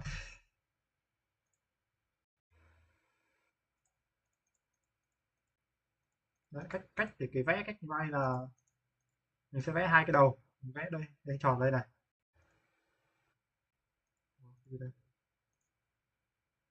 Ok, thằng này chắc làm cái khác. Lên tùy cat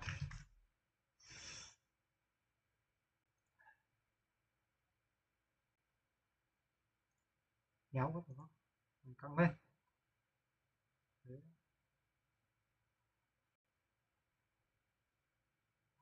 Đây này. Tiếng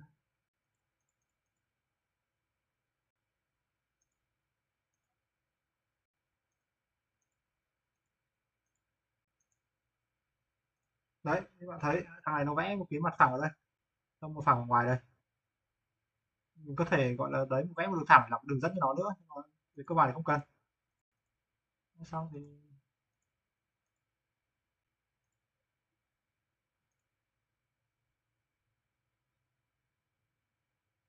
đấy.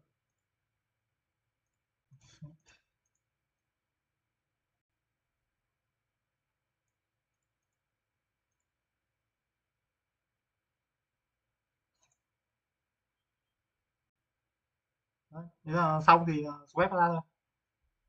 Đúng là swap không nhỉ? Thử xem lại bên số book ấy.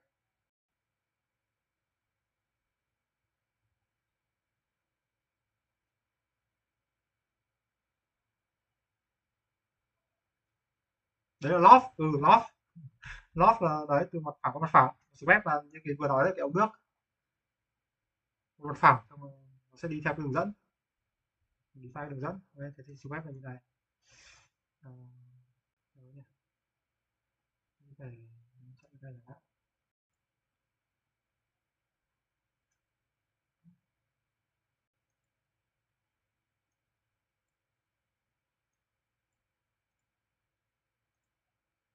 cục này.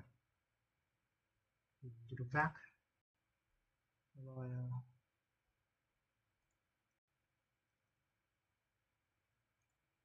sketch này. Cho mặt này này. Ok này. Đấy, cái đường ra này. List này. Sketch này. Này này. Ok này. Đấy, đi tròn ra. Này. Đấy, rồi tôi sẽ gửi đến swap là cái này. Nó sẽ được review curve này. Đấy. Ý là cái hình tròn này nó sẽ được vuốt lên theo cái đường curve này.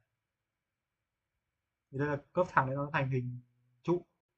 Còn bây giờ giả sử lúc nãy cái hình sketch này tôi không cho nó thẳng, tôi cho nó cong.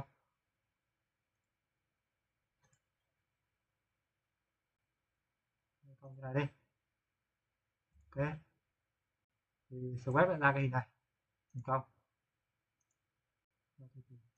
Curve là cái này. Curve là cái này. Cái đường dẫn cái gai là cái này. Ra thì nó sẽ ra hình cong. Chuyên ngành cho ống nước. Vẽ cái thẳng nó dài lên đây thì nó thành ống nước đấy. Đó, rất là ống nước. Swap. Đấy, còn cái máy cánh máy bay tôi nói là loft, loft. Như đây cũng có này. Không biết cái này thôi, kiểu gì cũng có. Đó rồi, lác mẹ luôn rồi.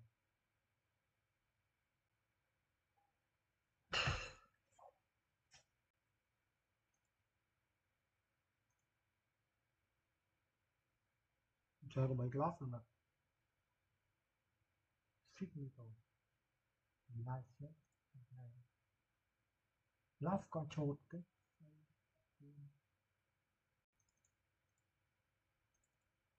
Lác quá. Thì lác.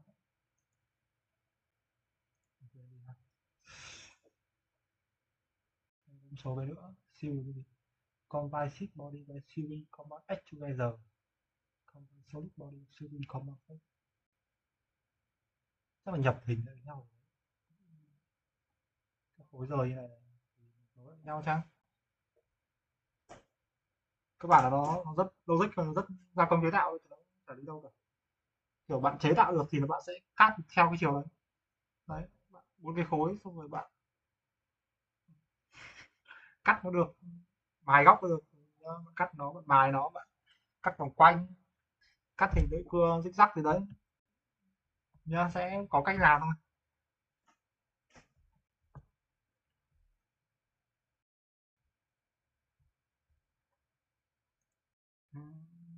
Còn bên assembly thì nó rất đơn giản thôi, bạn define với nhau. Kiểu ví dụ như vậy, gắn cái này, gắn cái này vào cái này, define cái mặt phẳng này phải chạm mặt phẳng này,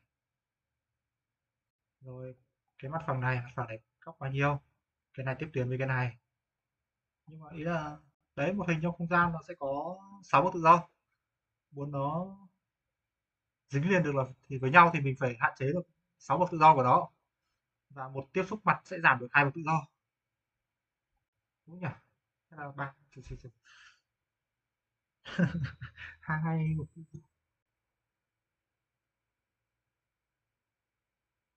mặt phẳng, 2 bậc tự do. Nếu mà define cái mặt phẳng dính với mặt phẳng sẽ giảm được 2 bậc tự do. Đây là vẫn đi thế này được, đi thế này được, xoay thế này được.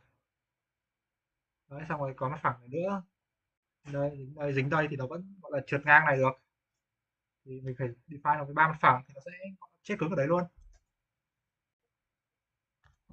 Kiến thức chỉ có thế thôi. Còn chủ yếu là cái tư duy dựng hình. Còn về làm dự án thì điều đầu tiên cần phải làm chính là review. Đó là điều thằng Sơn nó không làm được.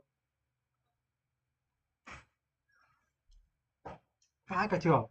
Ý là tôi là cán bộ lab thì tôi có thực lực. Xong thằng Sơn nó nó nó nó chả ai hỏi nó cả. Tôi đã nói chuyện với thằng Minh và là là cái gì ấy, là cái dự án của tôi ấy. Đó. Xong rồi Sơn nó thò mặt vào, xong tôi hỏi nó làm cái mẹ gì chưa, nó bảo làm rồi, làm cái gì đồ ăn đấy, chả hiểu từ đâu ra, nó hỏi nó đang làm gì rồi, không thì chắc nó hỏi là mày biết phải làm gì không. Khi bắt đầu làm thì phải làm gì ấy, là cái rất tiêu chuẩn rồi. Nhưng mà Sơn nó chéo biết, nó bảo tôi đang cắt vẽ, tôi đang cắt. Nó xong rồi, cứ nghe nó biết là nó lại đang không biết gì, lại đang phông bạt rồi nhá. Quy trình chuẩn sẽ là phải review hệ thống xem là hiện tại trên thế giới đã có cái gì rồi, có cái gì cần mình làm, không có gì mới thì thôi, review thôi. Ví dụ bạn muốn làm ô tô đấy, thì bạn sẽ review ô tô, có thể là đọc paper hoặc có thể là xem những cái nhà công nghiệp, cắt gỗ thì đấy, máy cắt gỗ, máy cắt gỗ. Các bạn thấy cái này chưa an toàn lắm, bây giờ mình muốn cải tiến cái camera gắn vào đây, cảm soát nội dung gì gì đấy, ý tưởng thì trước tiên phải xem. Đấy, ví dụ bây giờ cái tên dự án là gì, cái xe tự hành đúng không, thì trước tiên phải xem ý tưởng thì mình đã gì đã, cơ chế nó như nào, nó có cái cam ở đây, các bạn thấy cái cam mà chỉ quan sát thế này, giả sử cái xe góc bên trái hay sao, cam này không được rồi, thì mình nghĩ là mình sẽ phải xem cái xe cam ở đằng sau. Lúc đấy bạn tra xe tự hành có cam đằng sau chẳng hạn, xem cam đằng sau, cái này có cam đằng sau rồi, ưu điểm nó gì, ưu điểm là gì, thấy review, đánh giá, bắt đầu làm, kiểu vậy. Để ra được cái tối ưu thì nên tìm hiểu.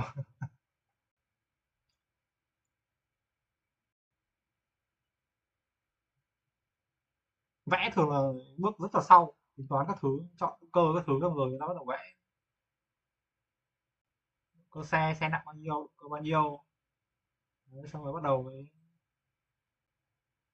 vẽ, rồi mô phỏng nếu cần thiết. Solid có add file. Thế là add file, nhưng mà edit thì đấy, khi bạn export cái file mà xong ấy, bạn có thể save cái file dưới dạng thì đấy, save cái file, save as. Đấy thì bạn sẽ chọn được cái cách save file, file IGS, file STP.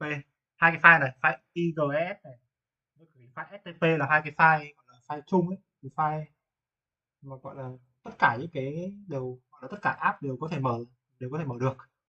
Có cái file PRT là cái file riêng thì dành cho SolidWorks với nhau, NX với nhau.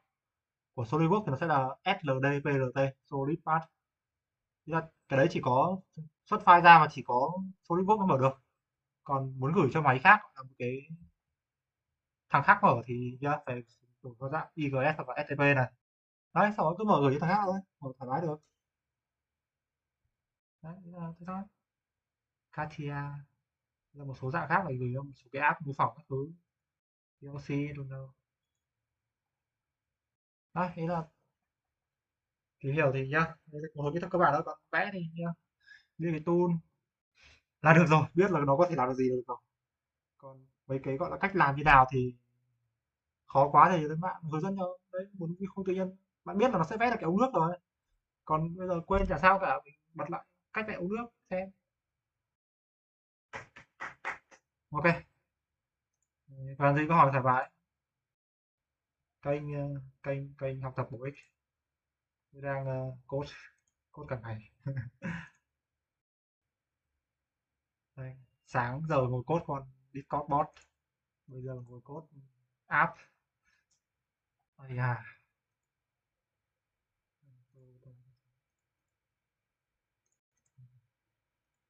ChatGPT thôi, GPT là người bạn. Đây là mấy cái gọi là cái khung triển khai các thứ.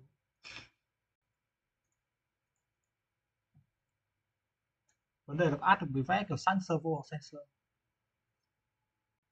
Cái vấn đề là có add được mấy file kiểu vẽ sẵn servo hoặc sensor. Ý là nó chỉ là một cái file path thì nó thoải mái. Kiểu có file path đúng không? Xong rồi assembly thì ghép lại với nhau thoải mái luôn, chả vấn đề gì.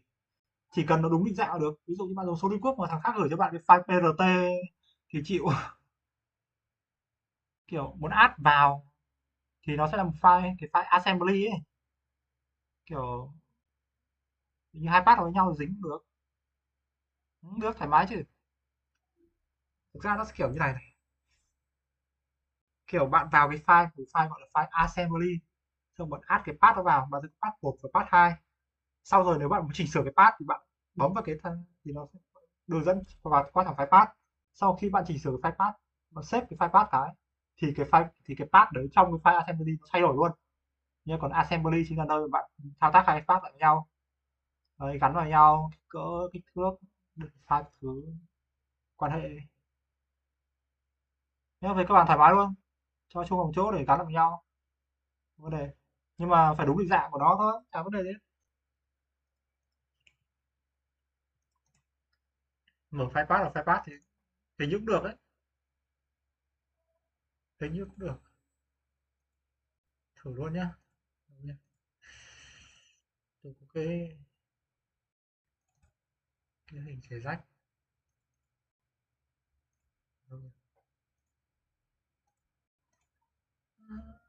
Project cam cat đây cái hình rồi hơi được rồi. Phát nhá. Ôi phải mở app lên. Convert đấy, lúc save ấy, lúc convert thì lúc save ấy. Kiểu cái lúc save thì mình có thể chuyển cái file thành một dạng. Còn khi mà đúng dạng thì mình mở lên được. Ý là khi bạn đã có một file tự nhiên có thằng gửi cho bạn cái file PRT của NX mà bạn đang dùng SolidWorks thì lúc đấy bạn chịu, bạn chả làm được cái mẹ gì cả. Vì cơ bản là bạn không đọc nó, sao bạn convert được nó. Nhưng mà nếu nó gửi cho bạn, nó chuyển cái thành file dạng chung IGS hoặc là step thì bạn mở nó thoải mái luôn, như là file nhà mình luôn. Sau đó bạn bắt đầu đổi nó thành cái gì được, bạn xuất ra dạng IGS trở lại hoặc là xuất ra file PRT, cái gì được thoải mái luôn. Đấy. Đây hả? Ôi mẹ ơi, mẹ bảo sao? Ồ, lúc đấy vẽ cái này ta chọn dạng chiếu quay dùng NX ạ. Dùng cái file dạng của vẽ đi đây. Làm cái gì này?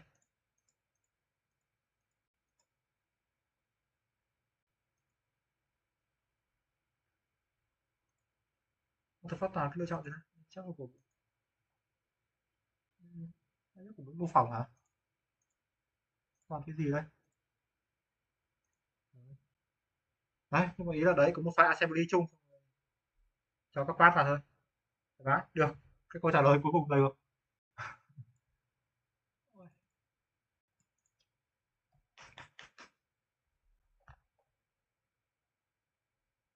Bạn biết vật liệu nghỉ rồi đúng không?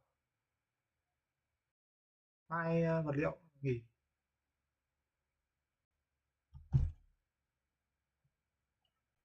Nhập giá đi học. Ôi lười tí điên. Ôi. Nhưng mà thực sự là phải đi học thôi. Cả tuần chưa lên trường rồi. Hai nghỉ thứ ba trốn. Tư không có tiết. Năm thứ sáu phải đi rồi. Mai thứ năm lên trường là lên lab cái lâu lắm không lên. Mọi người sắp quên mặt nơi này.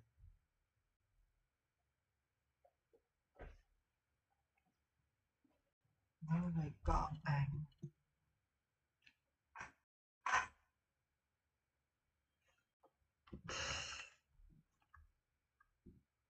Ôi 15 độ.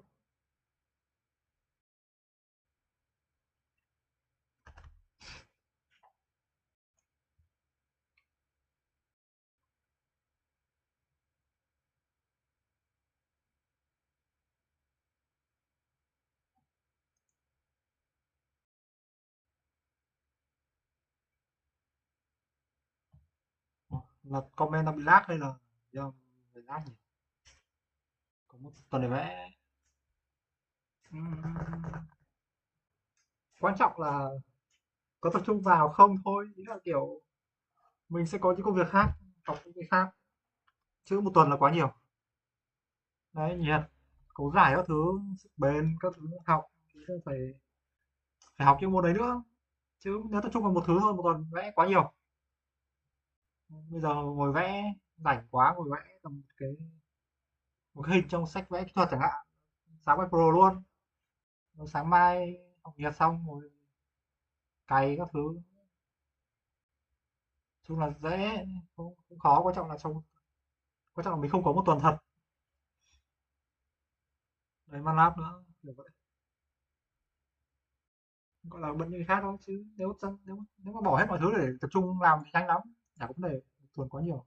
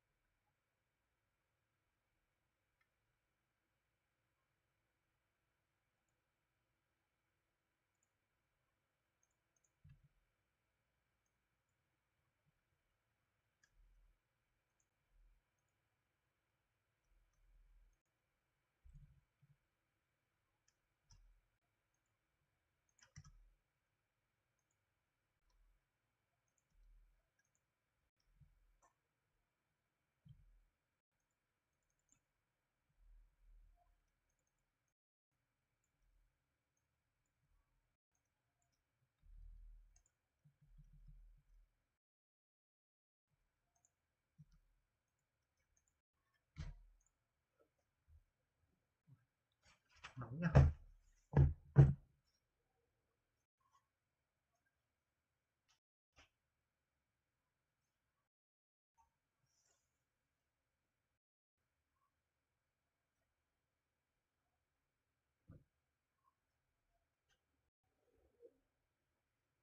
Muốn mua phát lộc anh bật qua chạp lại. Không phải quá nghe đâu. Lộc anh bật qua chạp lại. Đừng ra không phải quá.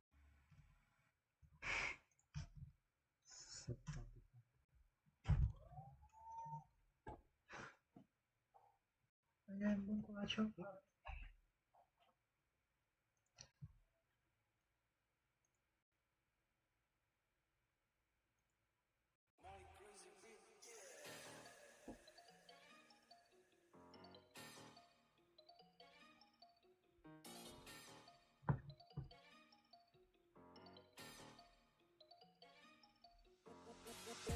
Bảnh này không gáy, không có tiệc nào bảnh này không cháy. Lòi to lên tin chuẩn luôn đấy. Để nó nghe nhạc bảnh là bảnh luôn đấy. Ngoan sinh nhiều hỏi rảnh không thế. Đang vi vu nên là bảnh không thấy. Friend request như cái động không đáy. Bảnh không accept hơi chảnh luôn đấy. Nếu mà em muốn ở cầm tay thì baby em phải tiến lại gần đây. Do lại còn cuốn ở gần lây. Chưa nói gì mà em đã phải lòng ngay. Bây giờ game nó mới đến cái phân hay. Và không để mình bị cuốn vào vòng xoay. Nếu có lỡ mà có cuốn vào vòng xoay ấy, thì cũng phải là phượng múa và rồng bay. Thần tài đến hỏi pass wifi. Anh bảo lộc lộc lộc lộc phát phát phát phát. Ôi, kìa.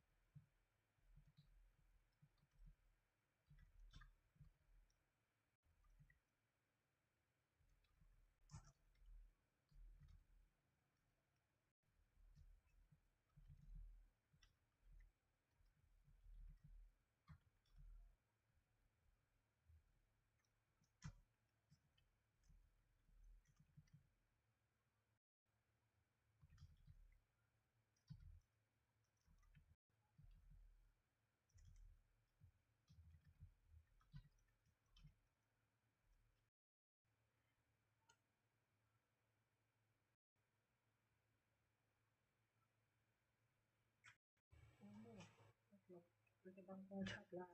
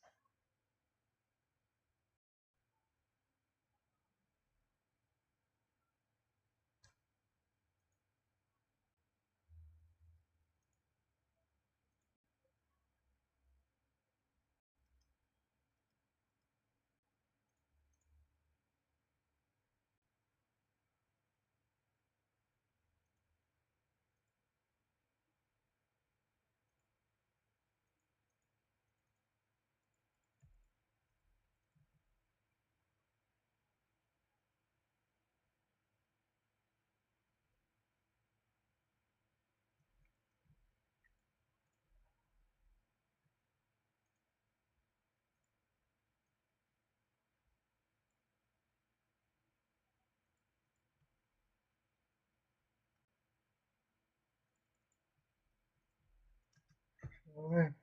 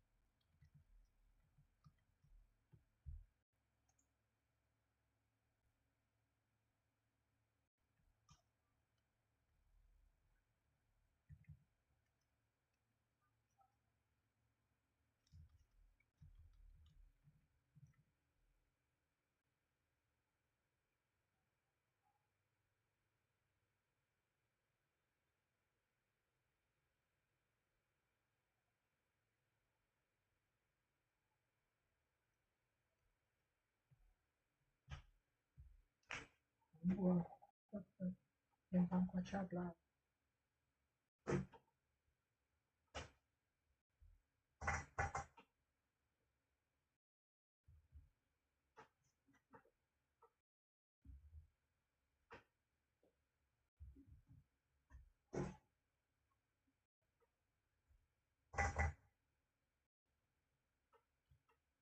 Còn hai bước,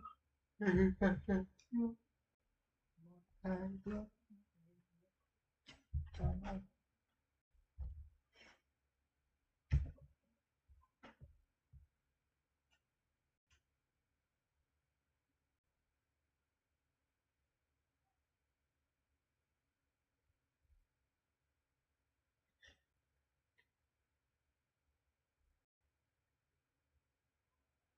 thứ hai mình phải chiếu.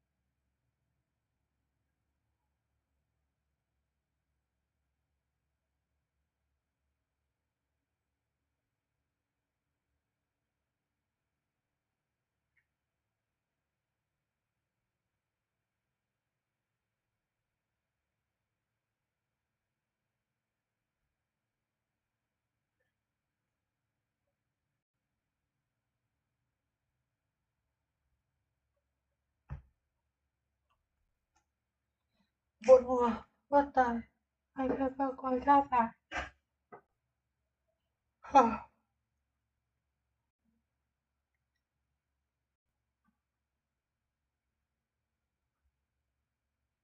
Nói anh nghe, nói anh nghe điều mà trời muốn sau khi đời mà trôi qua, trôi qua.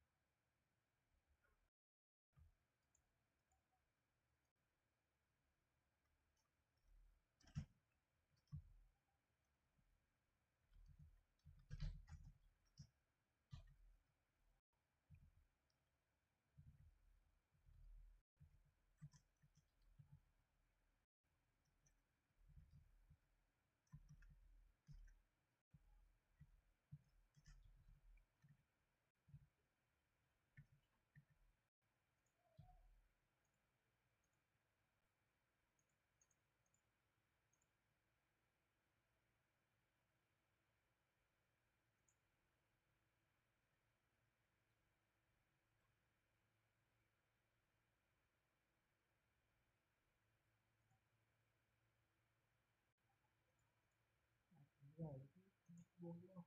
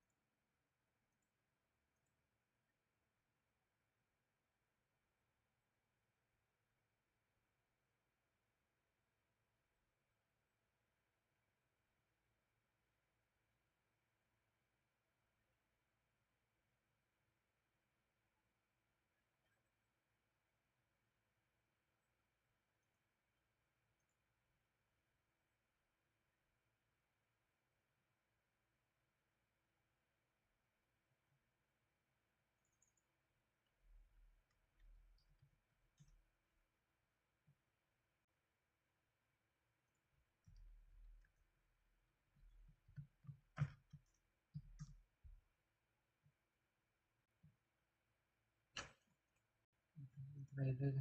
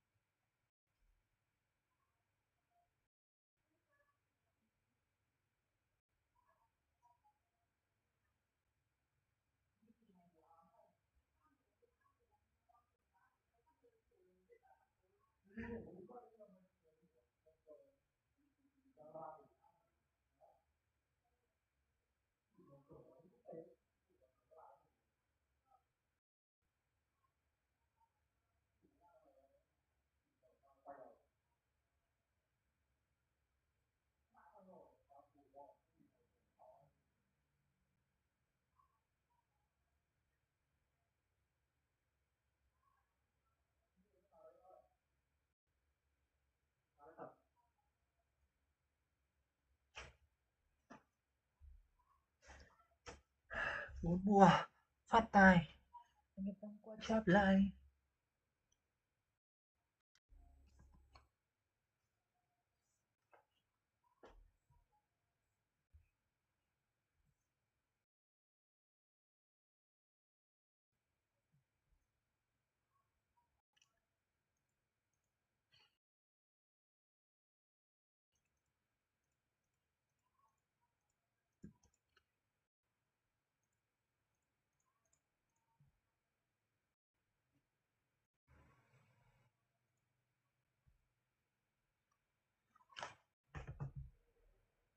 Nó lấy vào bụng này.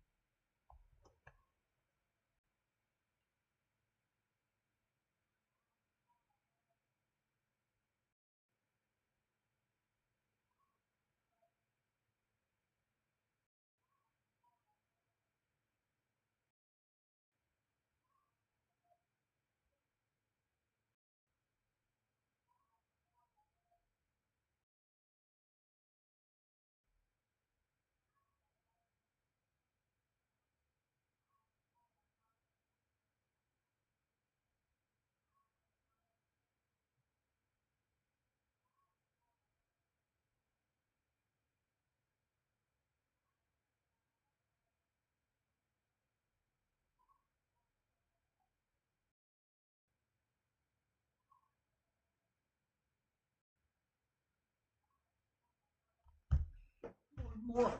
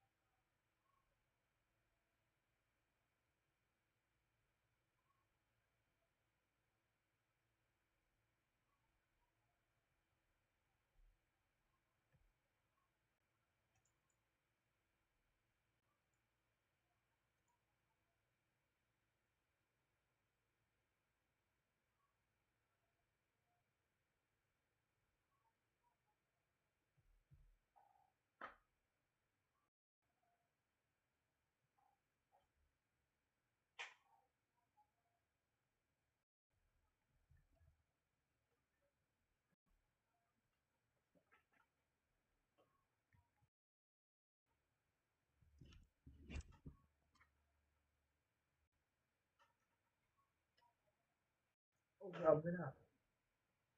Nhà lạnh đúng không?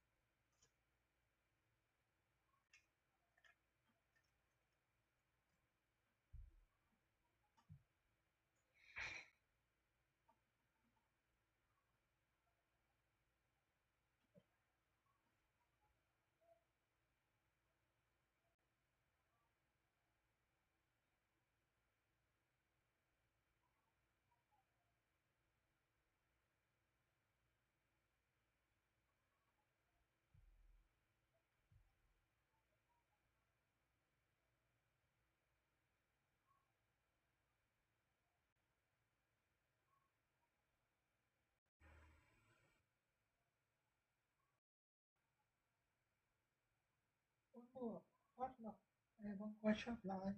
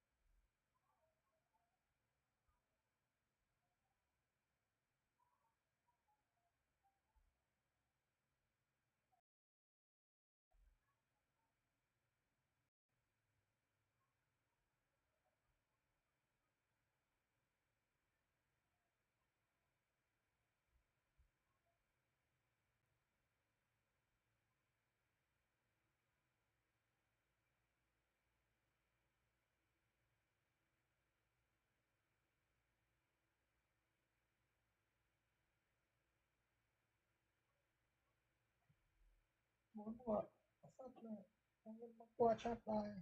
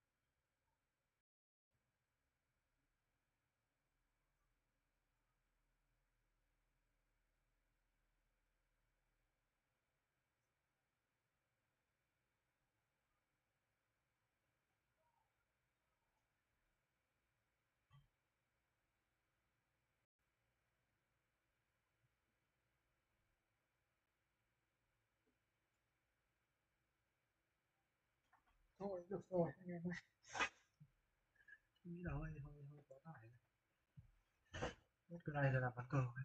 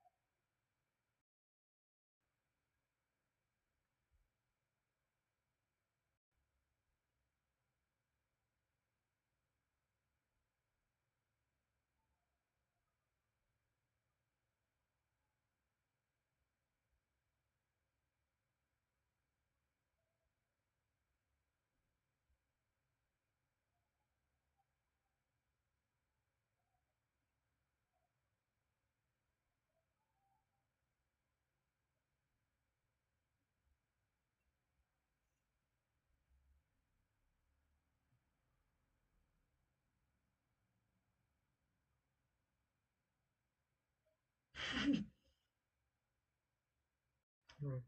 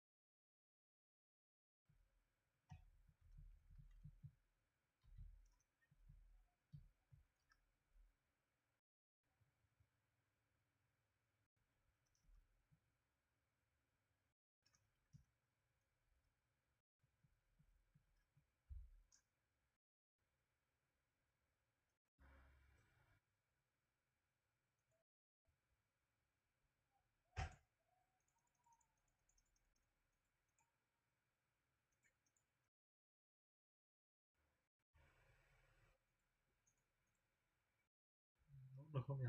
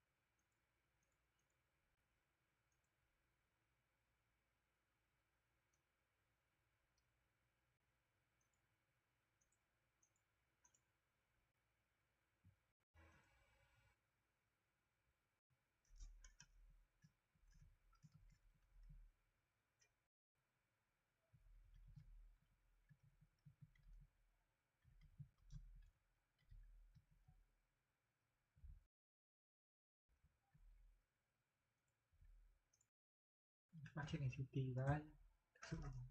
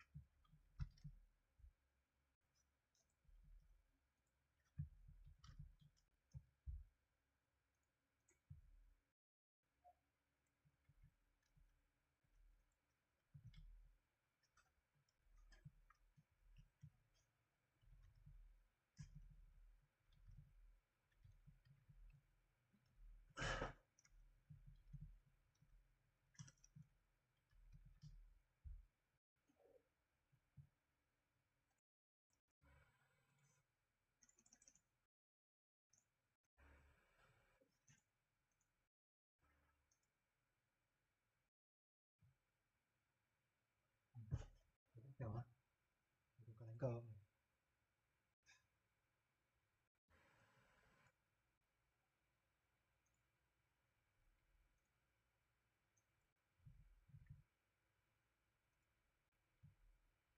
Lên lại đâu có xem.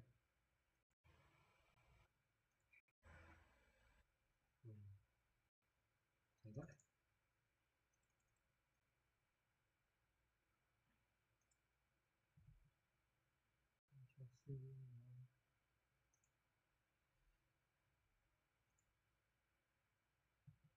Cờ nhá, có tí có tên.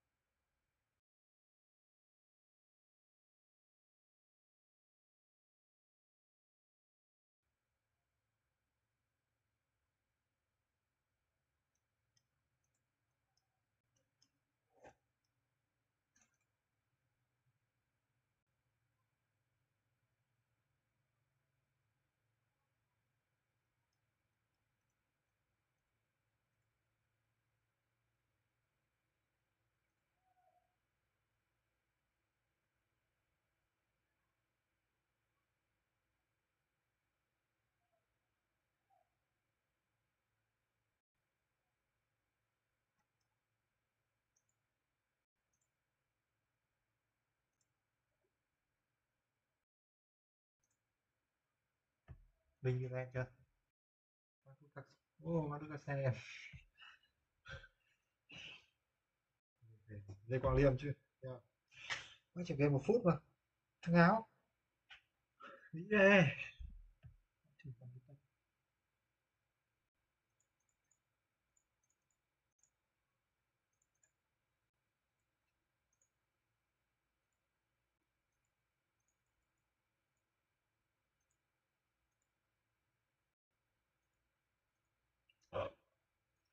Nó có ý tưởng.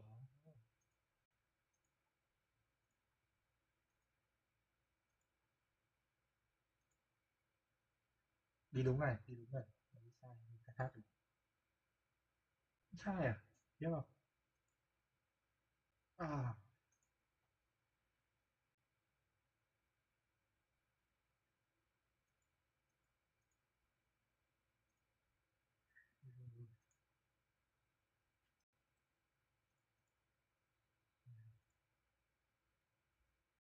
Xác à? Xác chứ. Con đâu? Vẫn đi rộng hết.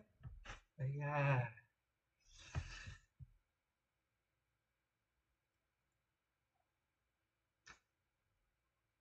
Mà nữa ấy. Thạc quá.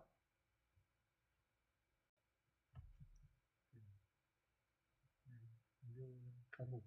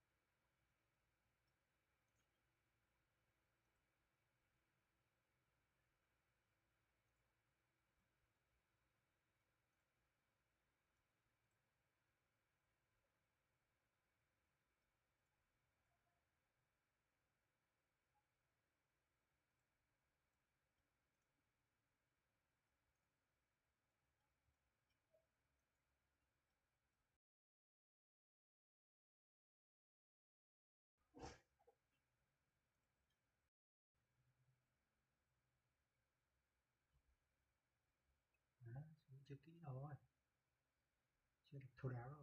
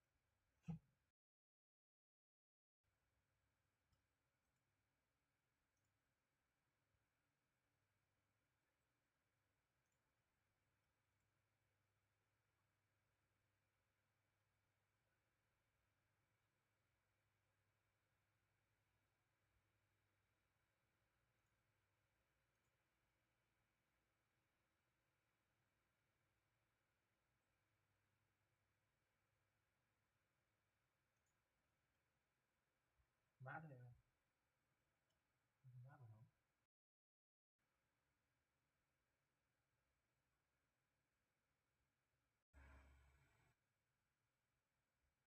xem nào. Lôi không trả lời cái mất này.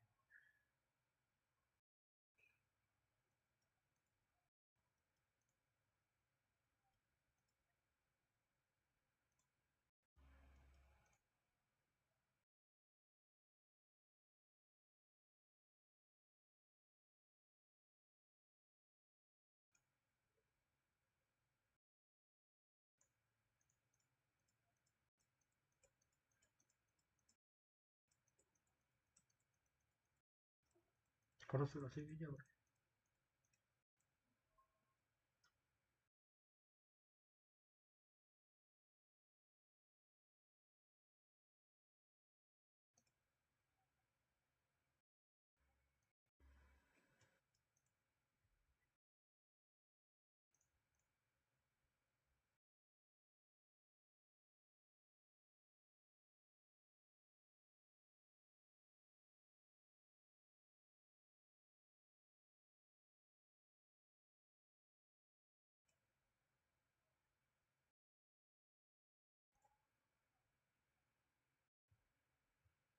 Mày sẽ đối mình ngu ạ. Mại hòa không? Chết rồi chứ.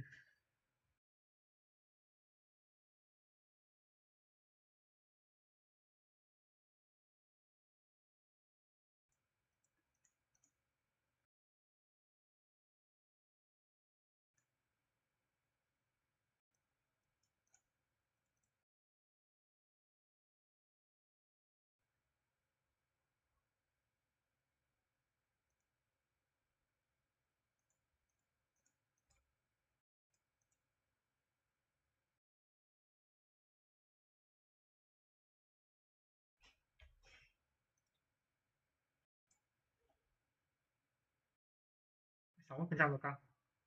Vãi chưởng. Không được.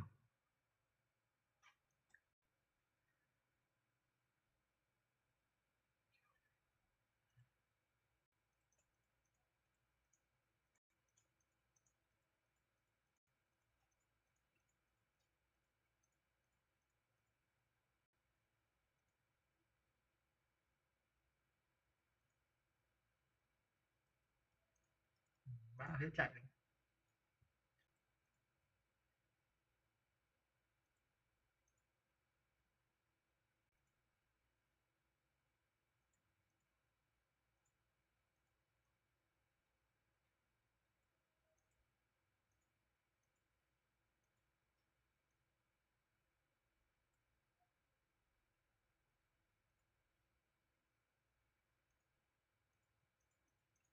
Còn là hai thằng ngu ạ.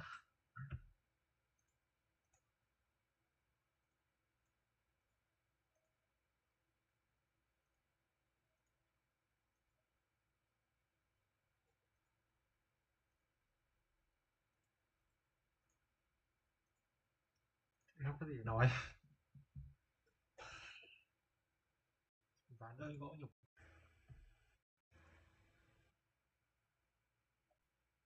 Ván chưa thành công không? Đây là kỳ.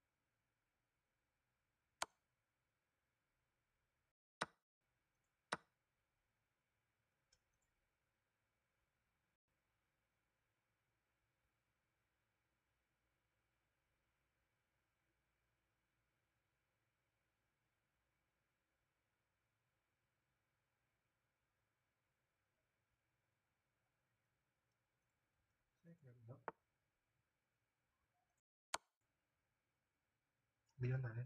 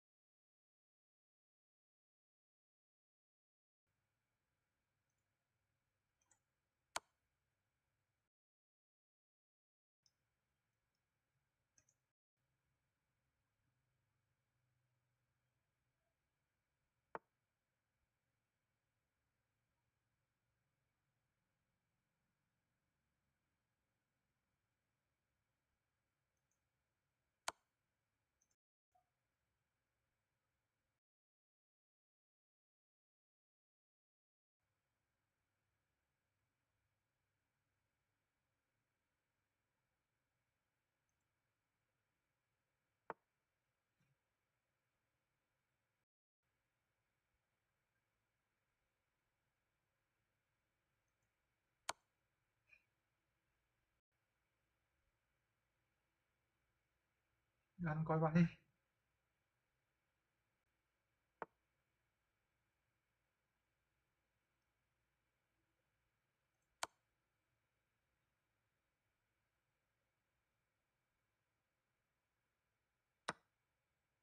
Chỗ không đúng rồi.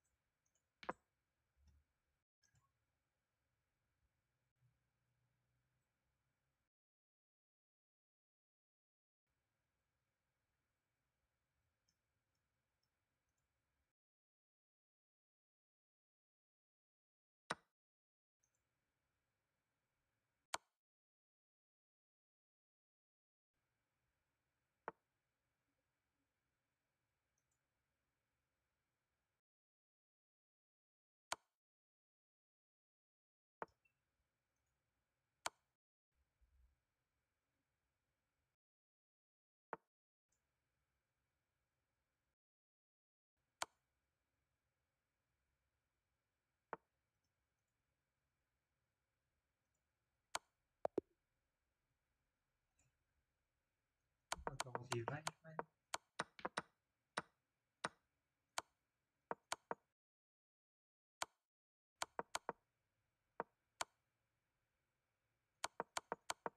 Rồi. Sao cậu game hơi dễ.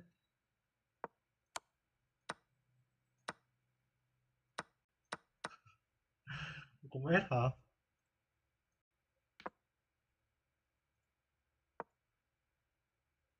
Ủa, sao nãy không? Mình có nghĩ là chiếu bắt hậu nhỉ? What the fuck? Hả? Đầu có nghĩ là chiếu bắt hậu là sao? Nó hay là cháu bò thua là bay.